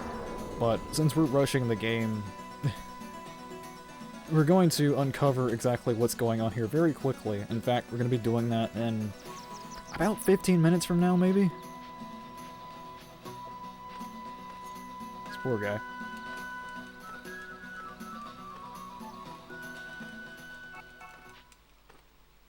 Wow.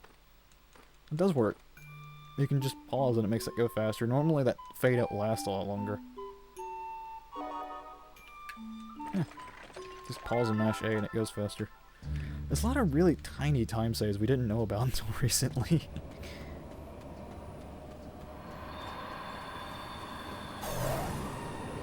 Alright, here we go. I'm hoping my amount of Phoenix Downs will be enough. I can still close this run out in a decent period of time, I just have to not screw it up too much. My performance is a little bit lesser than it would be, given my hands aren't exactly in the exact same configuration as they usually were. What I'm doing is I've got like my index and my middle finger both on top of the analog stick at the moment, and I'm using them separately to move the control stick around. Sometimes I just put just the middle finger on the top, and the ring and the I put the ring and the index to the sides of it. It's a very weird control style, and I'm doing claw on the other buttons. But my thumbs are particularly... they're not doing so hot at the moment. Little fun thing called RSI.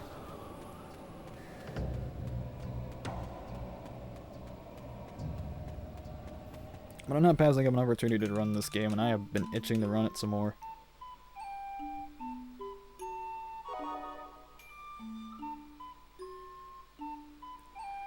Down we go. As you can see, the river is now restored. Say goodbye to Mars Pass. We're not seeing it ever again. Welcome to the Jagon River. This will be the last time we see it.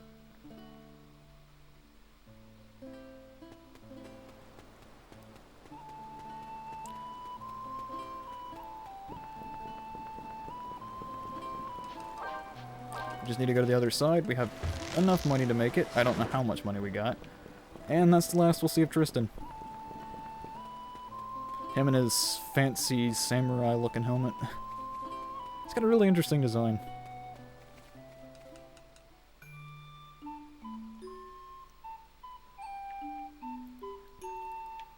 So, if you're wondering what's beyond that on Miasma stream over there, you're about to see. What's this event? My goodness, they really want to give me tips. No, okay. I don't know how I did that, but okay. I bought some information on Flan.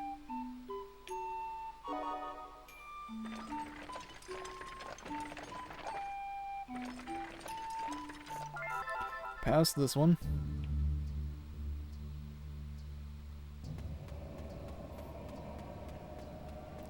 Just gonna move on through here.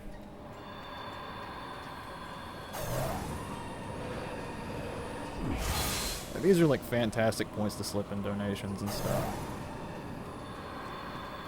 And I mean, like, for incentives, like I said, you could open up incentives to just picking which tribe I run. All of them are completable. Even Uke is viable despite them very not being suited too well to melee combat. It can be done. I've done it before. I've played all the tribes in this. Completing runs can be a little bit different, but at least between just Clavets, Selkie, and Lilty, I can pick out what I want to do. I can have more assurance that I'll actually complete those. Oh, this is a fun event. Normally you can pay them money and you can hear the dancing music, but unfortunately I'm probably too broke to even afford that. We're not going to do it anyways, it wastes time.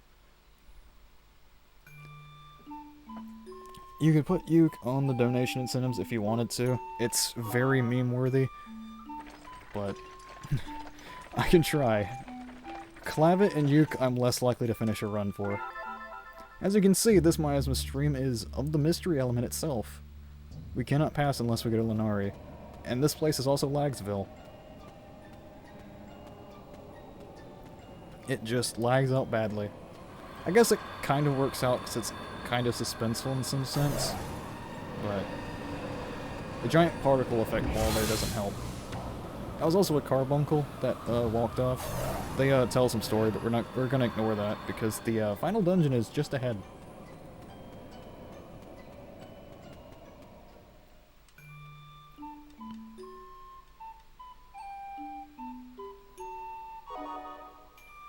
And here we are. Welcome to the Abyss. This is the final location of the game. Going to go ahead and do a small safety and go ahead and save my game real quick. I shouldn't need this, but I'm going to go ahead and save this. Yeah, I'm only 5 minutes slower than 5 or 6 minutes slower than I usually do. Okay, welcome to Mount Valinge. You'll note that there's no mercuries because we don't need them anymore. We are going to solve the entire problem itself. The miasma that covers the world in pollution, we're gonna go fix that now. Before we do that, though, we need to traverse Valinge. Valinge is interesting in that we need to just travel around and try to find the artifacts of these chests. And we need to manipulate trying to get some good ones. We got Masamune, that's what we want to see. That's a whole 5 points of strength, and it is a whole extra point of damage at the final boss.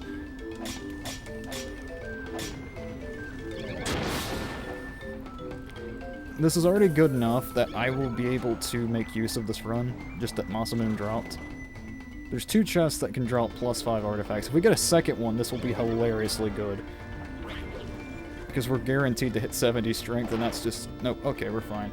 I'm gonna head back up this way for a second, because it's kind of a safer pathway.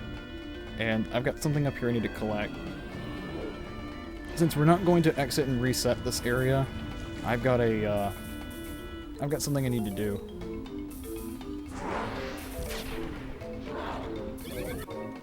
Alright, so what I need to do is, I got Phoenix Downs on. I need to go ahead, heal up.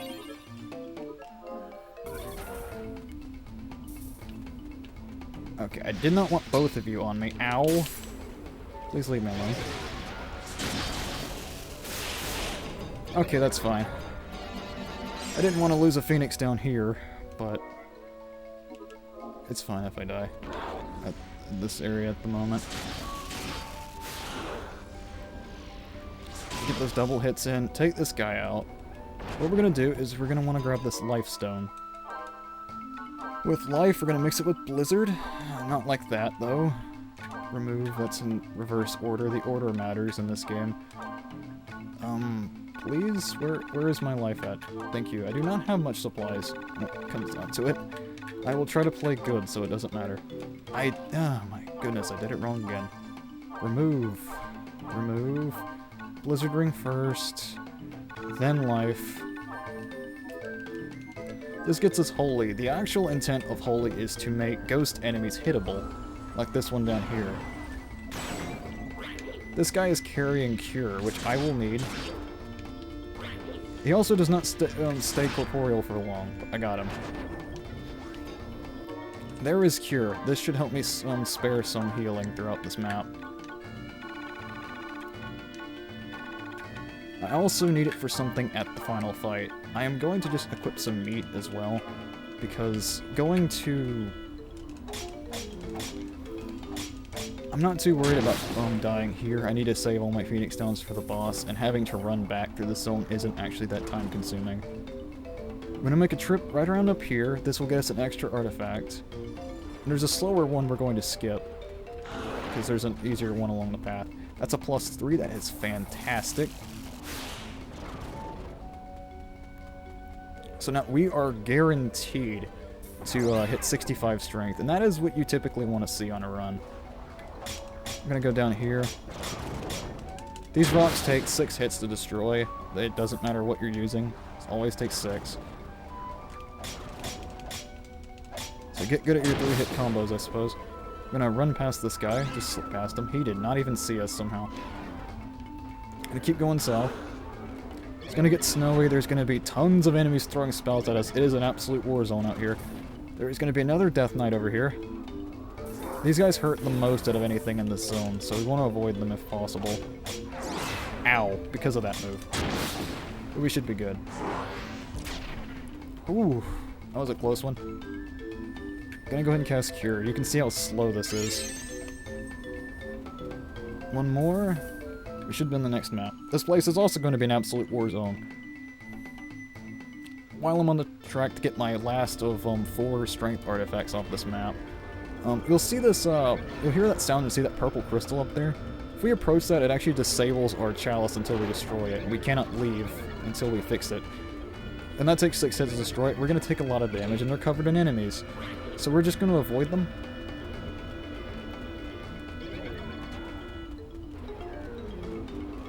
I'm just going to do everything I can to just stay out of the way. I actually have very good stats. I don't need any food to actually... Mog, please. I don't have to buff or anything, so my stats are fine. These are actually some very good... This is actually very good to be going in here. I wish I had more supplies. But, you know, I can't be picky. I finally get to use the Valiant weapon for once. If I hadn't gotten the Valiant weapon, then I would have made Mithril armor and maybe been slightly higher in defense. Now there's 2 crystals here, which is a bit weird. It's a little bit hard to move, but there we go. Grab that. This should be fine. I'm just going to run ahead. The damage is fine. And now we're at what is the 3rd to final boss, because this end of this game is a very difficult boss rush. I cannot skip this cutscene.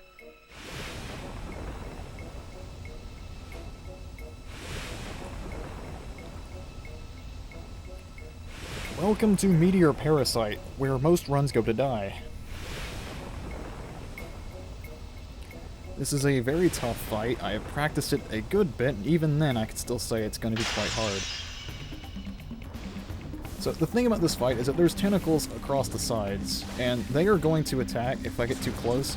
But luckily, the way that they're positioned makes it to where I can just stand in a line. Come on, combos. Well, he's going to keep trying to do this attack, and he's going to keep missing. And that's fine. That's perfect for us. Gonna go and switch to Cure. Get that extra 1/2 heart up. I'm just moving with the D-pad here. This game does support that, given you play multiplayer in GVAs. Gonna go ahead and wait for him to pop back out. 1, 2, 3. 1, 2. He does poison you if you get too close to him, but that's fine. We can handle that. It's not too much. There we go. We can't hurt the body itself. We can only hit the tentacle, and that's going to become an increasingly more of a problem as time goes on. All the tribes do pretty fine at the first phase. It's the second phase and the third phase at which the Lilti's master weapon can't hit it, and it becomes a major problem. The Sonic Lance works fine for that, though, and because we have the Valiant weapon, we should be fine on those. It'll take a little bit of extra funny positioning to make it work, but it's not a strategy I've gotten the chance to practice very much, but you know. And we're gonna attack flying, that's not nice, but it's okay. Got this phase down. So the next phase, there's going to be 2 tentacles on both sides, and 2 small hills.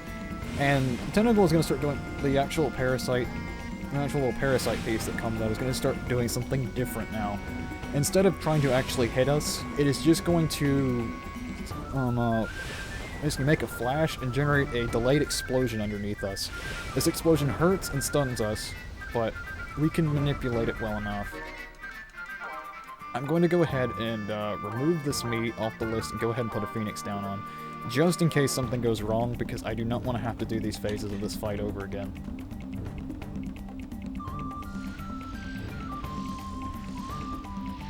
The hitbox on this is a little funny. We want to kind of aim to the side a little bit and kind of hit it with the back end of the attack. Wait for him to move. Go ahead and bot once. As you can see, that's the attack. It has a weird lasting hitbox on it. That's fine.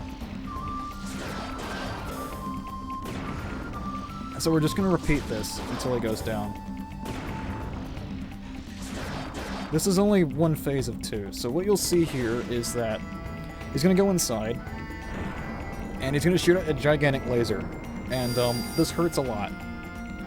But you can avoid it by simply just standing here. It does not matter. Just stand here and do not move, and you should be fine. If you move too close to these ledges, as you see, you'll have the tentacles actually fire at you. We don't want that to happen, so we just stay right here on this little line. Want to move over to the left a little bit. I was a little bit off on that one. There we go.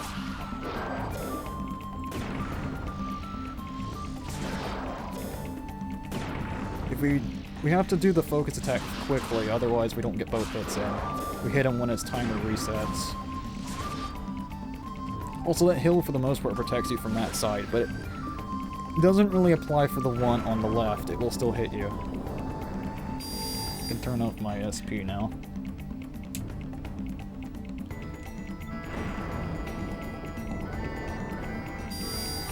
It's a long fight, but as long as I don't screw this up, we should be good.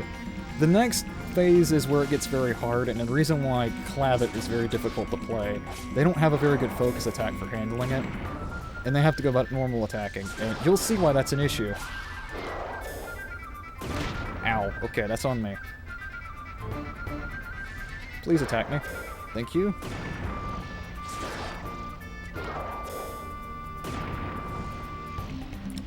One, two. That missed. That was too late.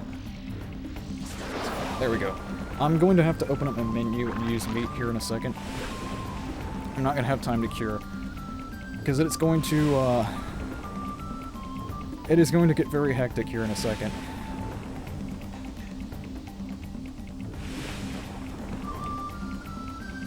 As you can see, the tentacles are closer now. We really can't avoid them anymore. And it's going to start shooting on explosions everywhere, and some of these are going to be completely random. As you can see, those just happen for absolutely no reason. Sometimes he actually shoots to cause them. Other times the owl doesn't have a reason to cause them, it just happens. Gonna go ahead and eat a meat, just for safety. I didn't appreciate getting hit by that poison ball. Okay, this is a little bad, but... Okay, he's down. So what I'm gonna do is I'm gonna run over here, bait that fire guy to shoot at me, and wherever he shot at, I should be fine to jump. Ow! Okay, so what happened just there? Completely random and completely unavoidable. This is why Phoenix Downs are so important. There is no way to survive that. It just happens. That didn't work out well in my favor. Gonna try it again. There we go. That's a two-shot. And so I could get up and melee this guy, but as you can see, it is a war zone out here. I take one hit and I almost go down.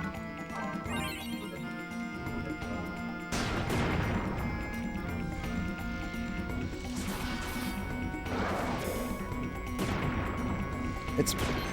Ow. Whew. It is just dangerous out here. Okay, gonna cure. He's gonna hide in there for a little bit. He's gonna just send out random explosions, and I'm gonna go ahead and have a focused attack ready right here, because that tentacle is probably coming back soon. This is a, Ooh, this is getting tense. Literally any second while I'm in there, I can get randomly 2-hit and die. That's just how it goes. Okay. Looks like it's not out red. Yeah, so I'm gonna go ahead and bait. That worked out fine. Okay, cool. That tentacle's gonna respawn soon.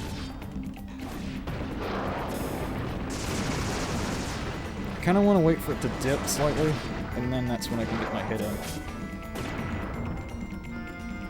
I want to bait the ranged attack.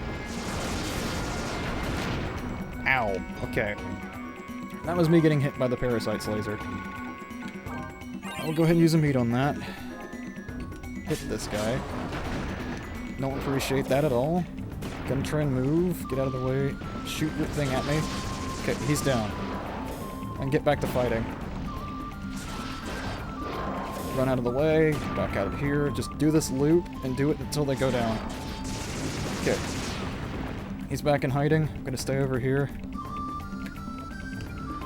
If I'm fast, I can get this before the tentacle comes back.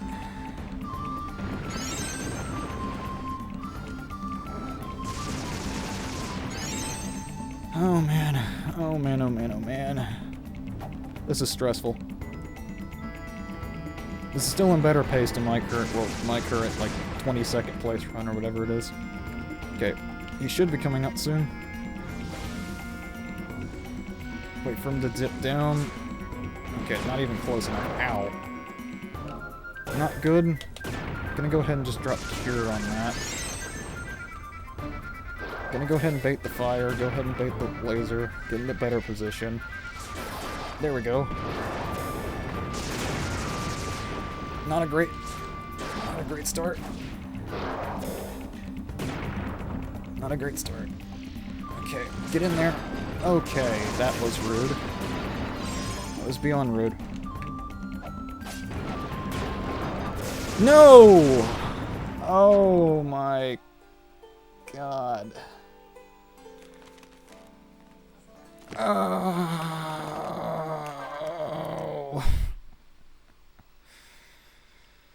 Well,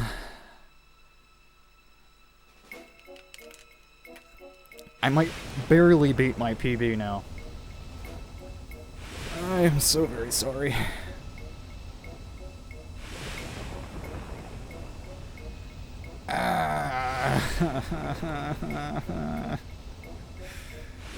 I didn't put a second Phoenix down on my bar. I got greedy. Oh my...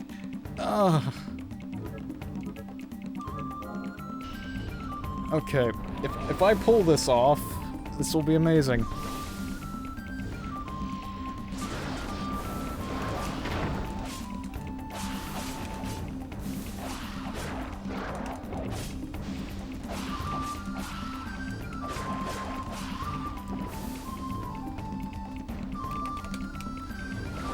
I've only got 3 Phoenix downs. And I've got 2 more bosses to fight after this. Oh, you can see how much of a pain this is.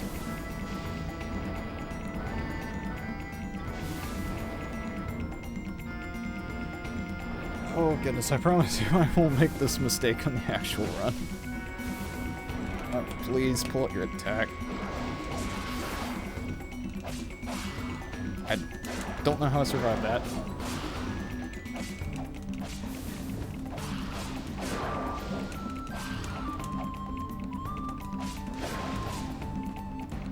The thing is if you end up attacking up against the parasite itself, the big old spinny part, it can slightly move your X value because it's rounded surface.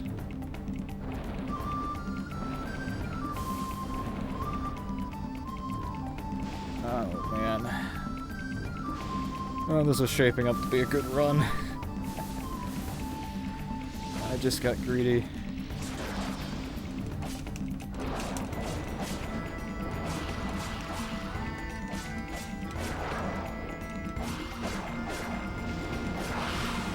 Phase 1 down. Nothing is going to change about how this turns out.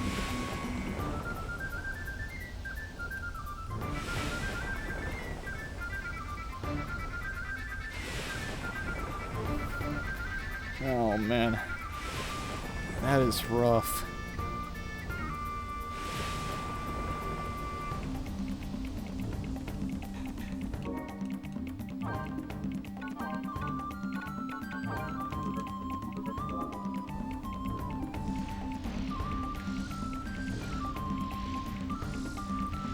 I'm just gonna go for this again. Try and do it as optimally as possible.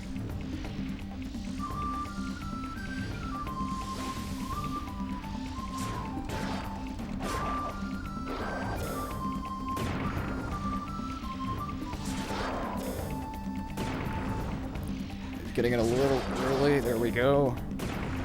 You have to be fast about this, otherwise both hits don't go.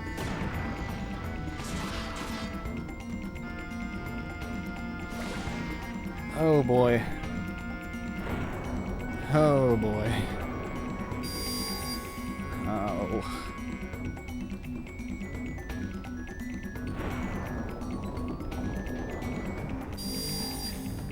Yeah.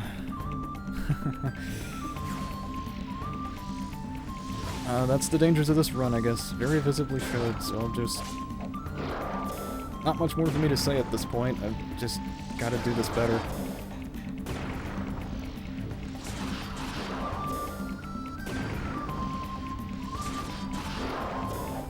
Oh, rip. Just gonna stand here for a second.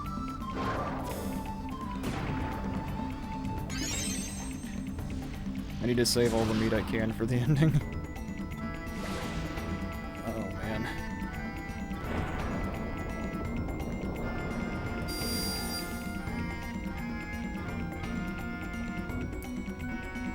That's gonna be a nasty red split.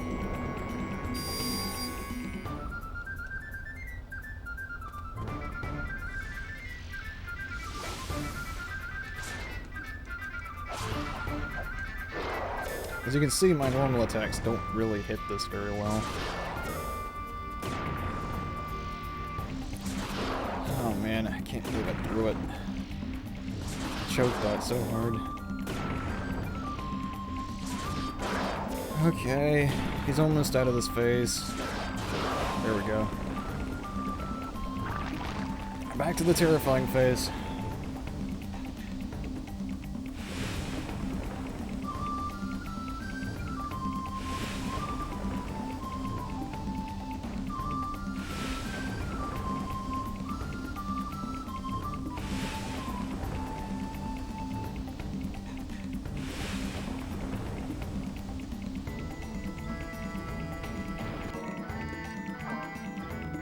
Okay, I did set a Phoenix down on it. Go ahead, get in there, pop it. It's gonna knock me over, that's fine. Come on, do your ranged attack. There you go.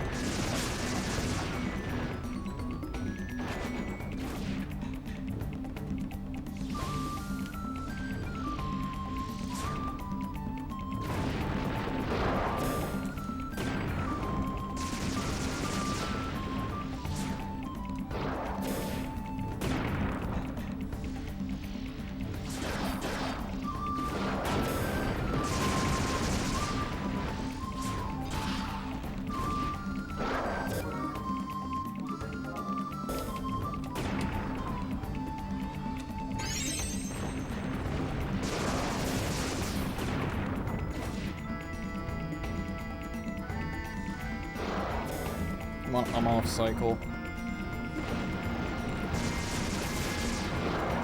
A little too far away. I need to be closer when I do it because I have to reach this out pretty far.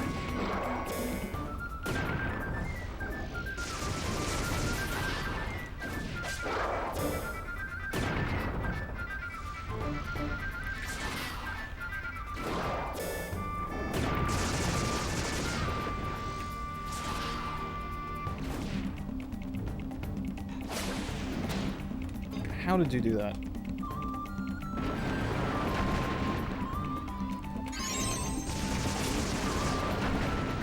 Let me go ahead and clear this guy out. For safety's sake.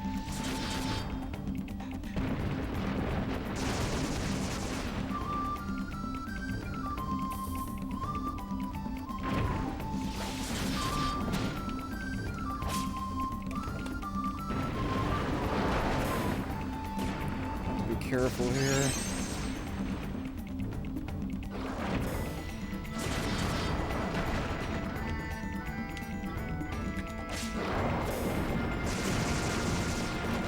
Okay, I've got both of the things cleared out. Just need to get in here and land these hits. Oh man. This is looking bad.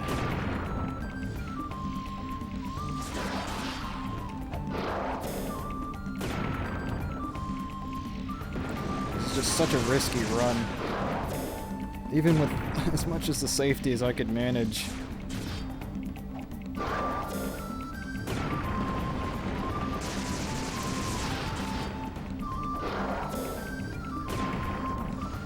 Okay, it should be like one more focus. Okay.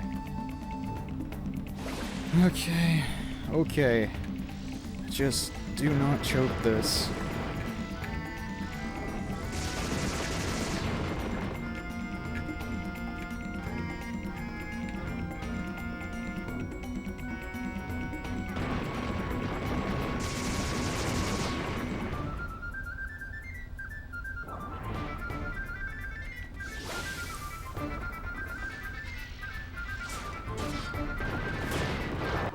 Oof. Okay, no time to heal. At least I got plenty of meat. A little far away. Nope, actually fine. Come on, get him when he's down. That is not good. That is incredibly not good.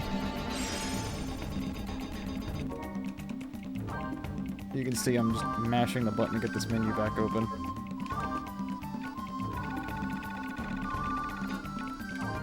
Okay.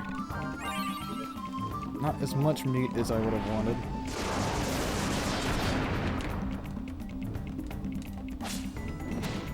You suck. Please, please attack me. What are you doing? Why?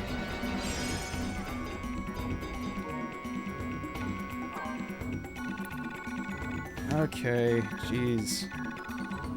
Be like that, would ya? Well, I've got, like, barely any Phoenix Downs left.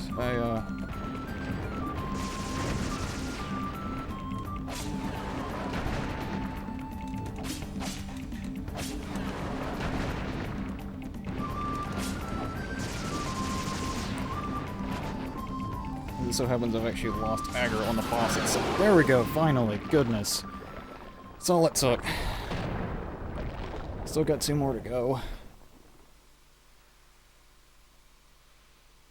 Oh man. This isn't even the hardest one.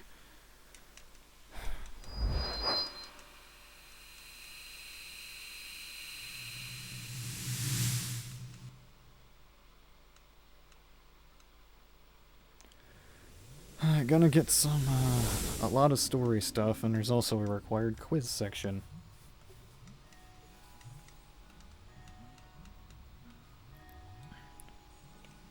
I'm just hoping I don't lose my last Phoenix Downs on this short encounter I'm gonna have to deal with.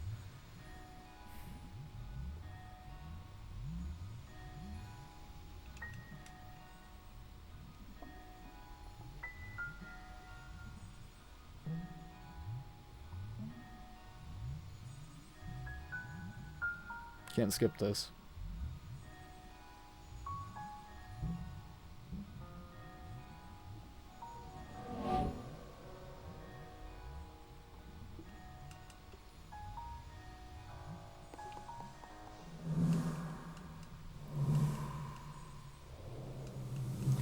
So, what's happening right now is, we were in the dream world? Yeah. This is the good spirit of memories, and there's a bad spirit of memories that's trying to eat us. And, yeah.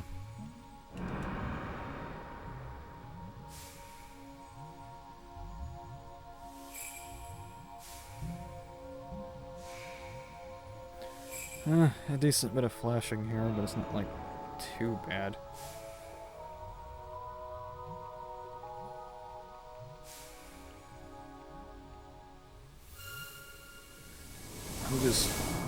I've got to do the final fight with 2 Phoenix Downs now. Oh man. If you don't want this in the marathon, I do not blame you. This is risky.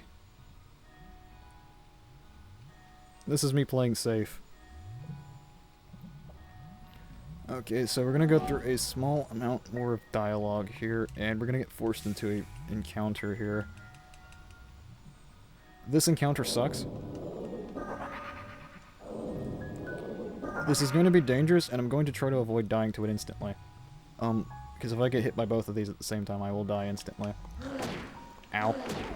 I died! As you can see, this is, dangerous. I have only a few more left. What in the world?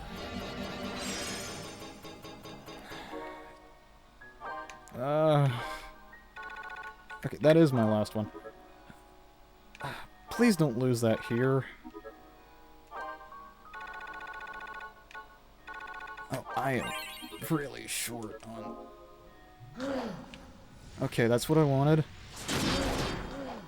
That is not fun. Why?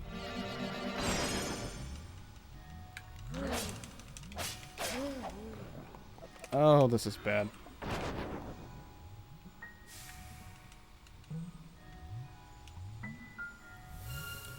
Well, if I pull this out, it will be a miracle.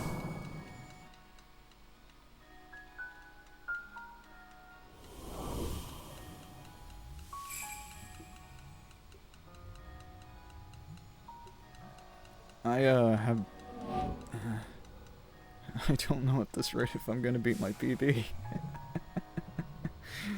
Oh, man. This is a mess.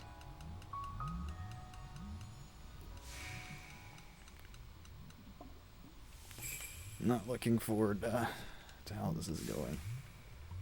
So, we're gonna do a quiz section. Because we need to make sure our memories are strong. And if we fail the quiz, we have to fight more of those things. And that'll probably kill the run. So I am going to remember... I know most of these quizzes. I know pretty much all of these pretty well, and given that this run usually sees the same stuff, it shouldn't be too hard. Okay, what do I have to say? Honor among thieves, they do not kill. Barely even remember seeing that event. And now we just run for the door.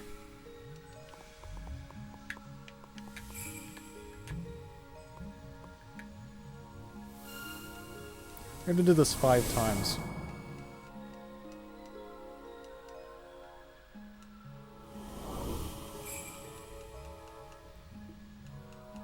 It's really quite slow. There's no means to speed this up at all. What do I have to answer next?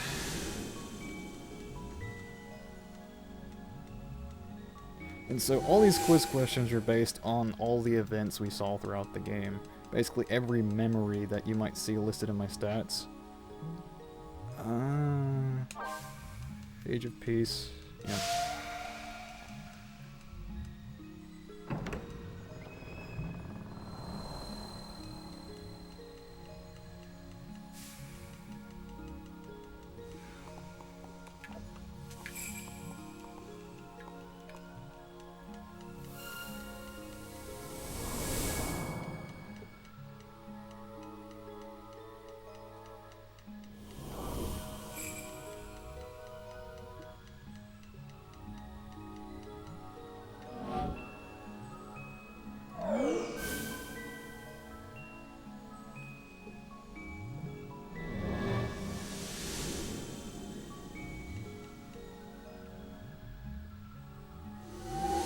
I'm just really being careful to make sure I don't screw this up. You always mean Alphateria first, because of the tutorial.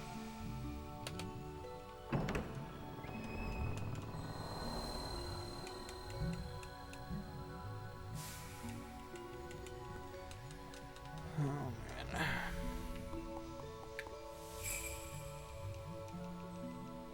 There's not much more I can say during this point.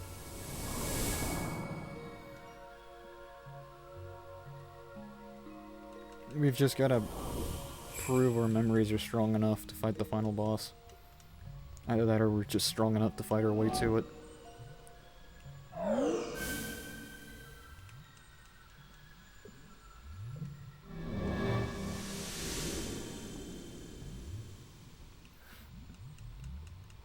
So I've only beaten this game 2 times in my life. One time a few years ago, and one time for the one that my actual run on the board. I've never completed it otherwise. This game is just that hard.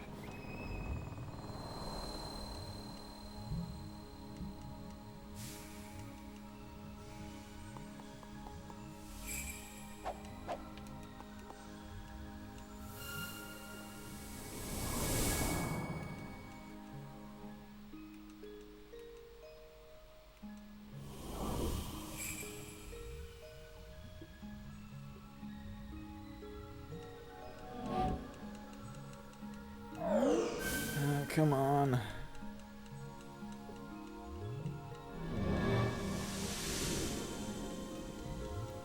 This is literally donation time extravaganza.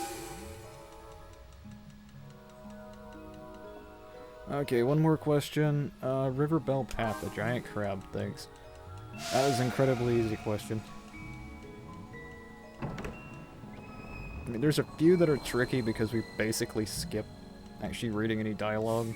So if you didn't already know what it was, it's gonna be hard for a starting runner to know it. But you learn them pretty quickly. Okay. Now we're out. The game's gonna give us a brief philosophy lesson, but it's fine, we're not really worried about it.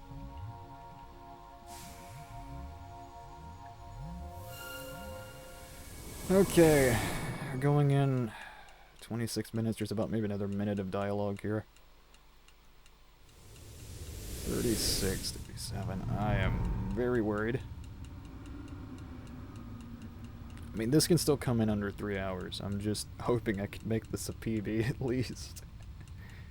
My PB is not very good because what happened at Meteor Parasite, that death, that's exactly what happened on that run.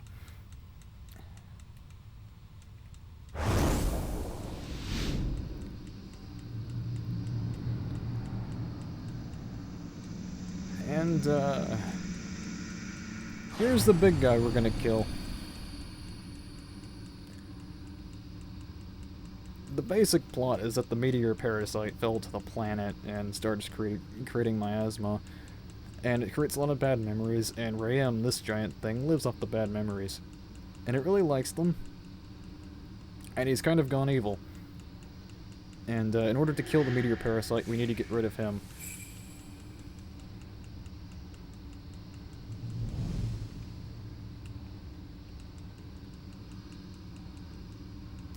If you wonder why the ball is so big, it's supposed to have your whole 4-person party in there, but we're going single player. This game's actually faster single player regardless.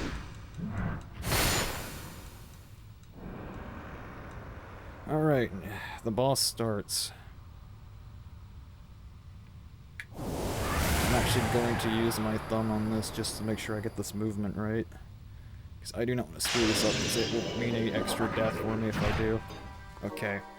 It's going to hurt. That's fine. We can take that hit. I do not have much meat left, do I?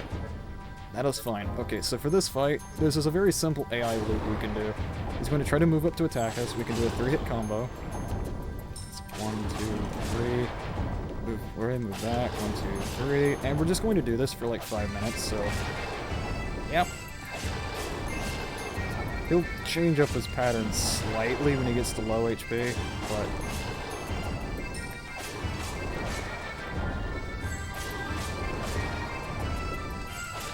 This fight is incredibly hard if you don't know actually how to do this.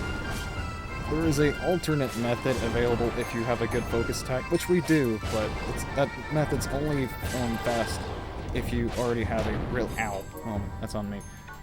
That method's only fast if you already have a, if your strength is lower than 65. Because ours is at 65, we're good. Have to reset the combo here. Play this a little safer here, me. You literally have nothing else. Have like 5 pieces of meat and 1 phoenix down, I think. And I don't need the phoenix down here. Yeah, so he's already a bit low. That laser's only come out when he's on low HP. That is... Oh my goodness me, why? I do not have the meat to spare for this. I really don't. Come on. Just go down already.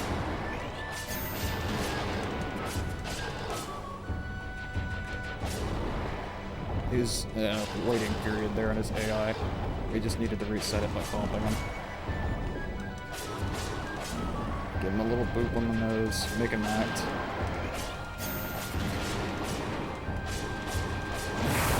Okay. We've got one more fight after this. And it's the actually hard one.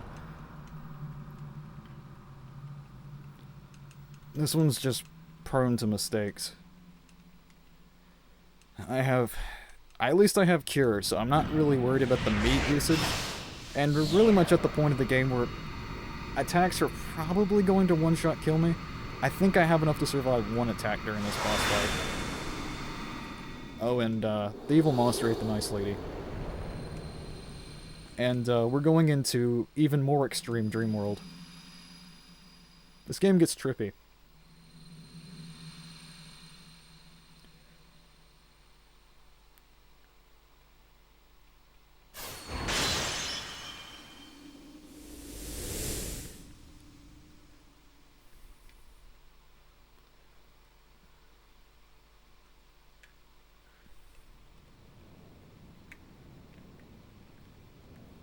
Welcome to Dreamworld Extreme. You're literally walking on the edge of the world now. The edge of the universe itself, or something like that. I believe I have one Phoenix down. I might be bad at counting. So, the reason why I grabbed Cure aside from healing is that there will be memories that will start spawning from our head. And if we use Cure on them, we can get very powerful magic items. Oh boy, okay, alright, I'm just gonna put a meat on the bar. I don't have anything else. So I'm just gonna have to do this without dying. That's fine.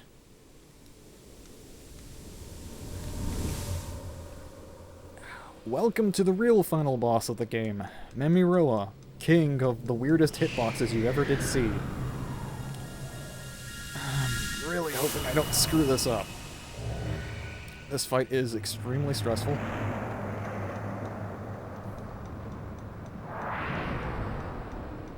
And I cannot afford to get hit. The plan is I'm going to try to get these ultimate magicites that will drop from using Cure on my memories, and they can give me 20 seconds of complete invincibility. If I can get those, I will be in good shape. In the meantime, he's going to have a variety of attacks that will all do a lot of damage. He's probably going to go for the blue laser first, that's fine. Okay, okay, interesting, I can survive that. I'm not going to bother healing. So that laser normally one-shots us, and it does light us on fire, so during this phase, we can't really do anything. We just have to hit him until we activate a second phase. He won't do anything else until then.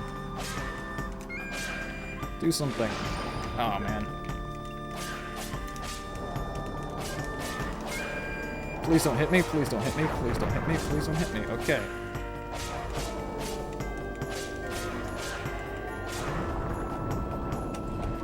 Alright, okay. Cure off the bar. I'm gonna grab this. Use Cure. He's gonna... How did that hit me? Okay. You can see what I mean about dying instantly. Also, fun fact, if you had a Phoenix down there and you were able to revive, it immediately cuts out back to the original phase, and he does not take any damage while he's in the first phase. I bungled that a little bit. I didn't move far enough. I'm gonna try and pull this off, hopefully.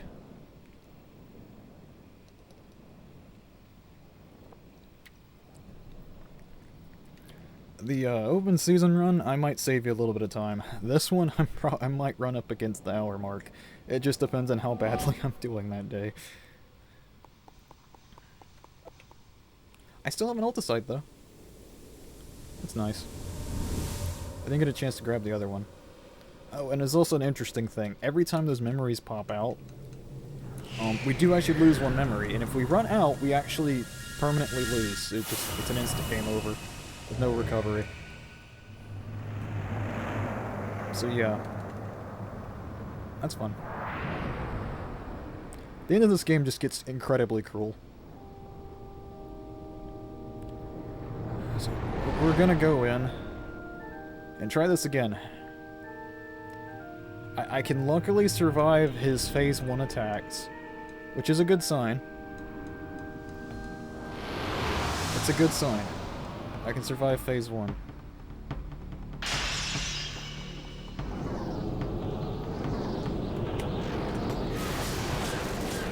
Okay, that was just Thundaka. I didn't really need that. I didn't mean to use it anyways. So what I'm trying to do there is I'm trying to bait out his next attack.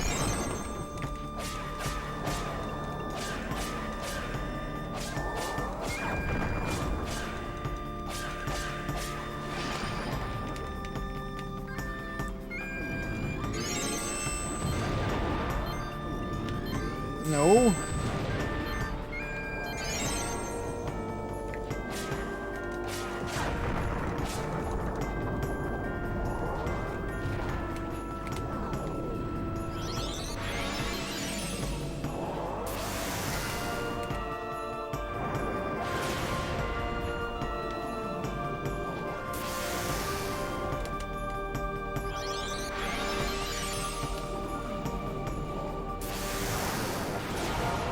Getting unlucky with these. There we go. I lost a bit of time doing that, but it's a lot safer than risking the instant death. You know?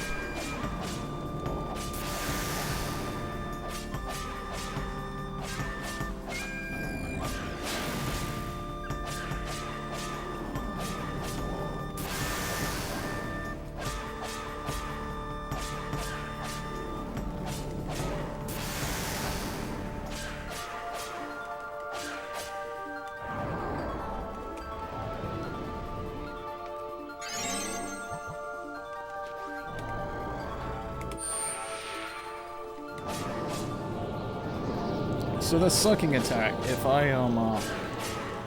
any of the memories are around near it, he will consume it, and you can't use them anymore.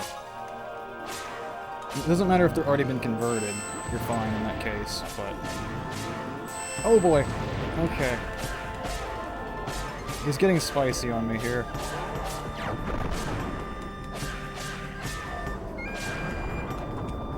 Drop a cure, get that ball down. Cool. Okay, we might be able to get on this phase.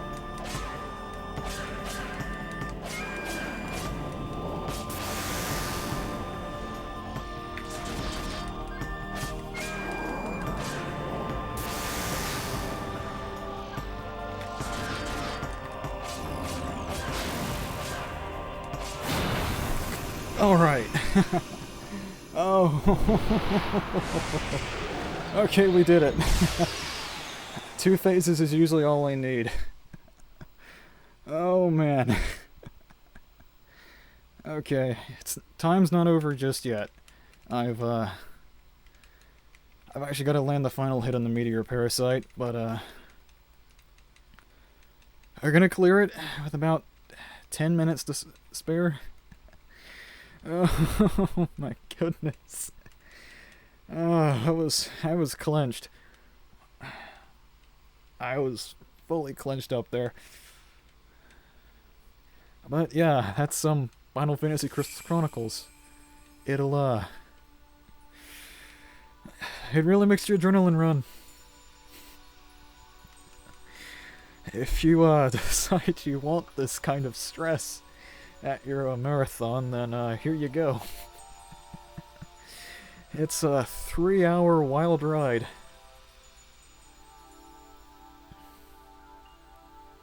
If you even want, I can maybe even try to find one of the folks from the Discord that run the game to help do some commentary for it.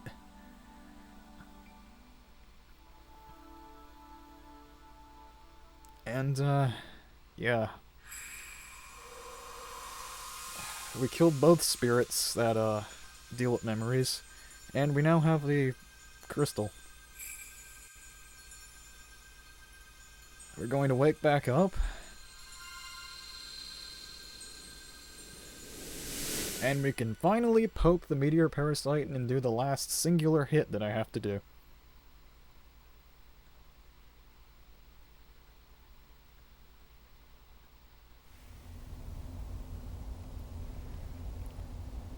Oh, man.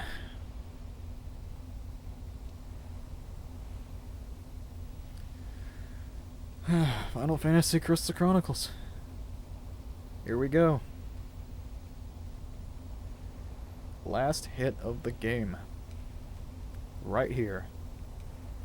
Right now.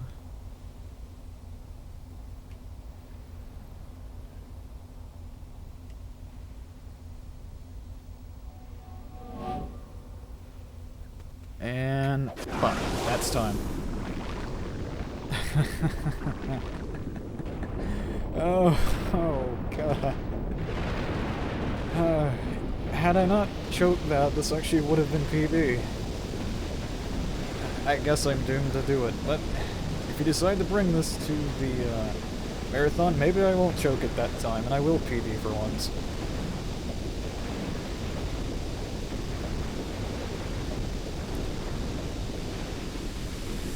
The outro is pretty neat. I'll just let it run through.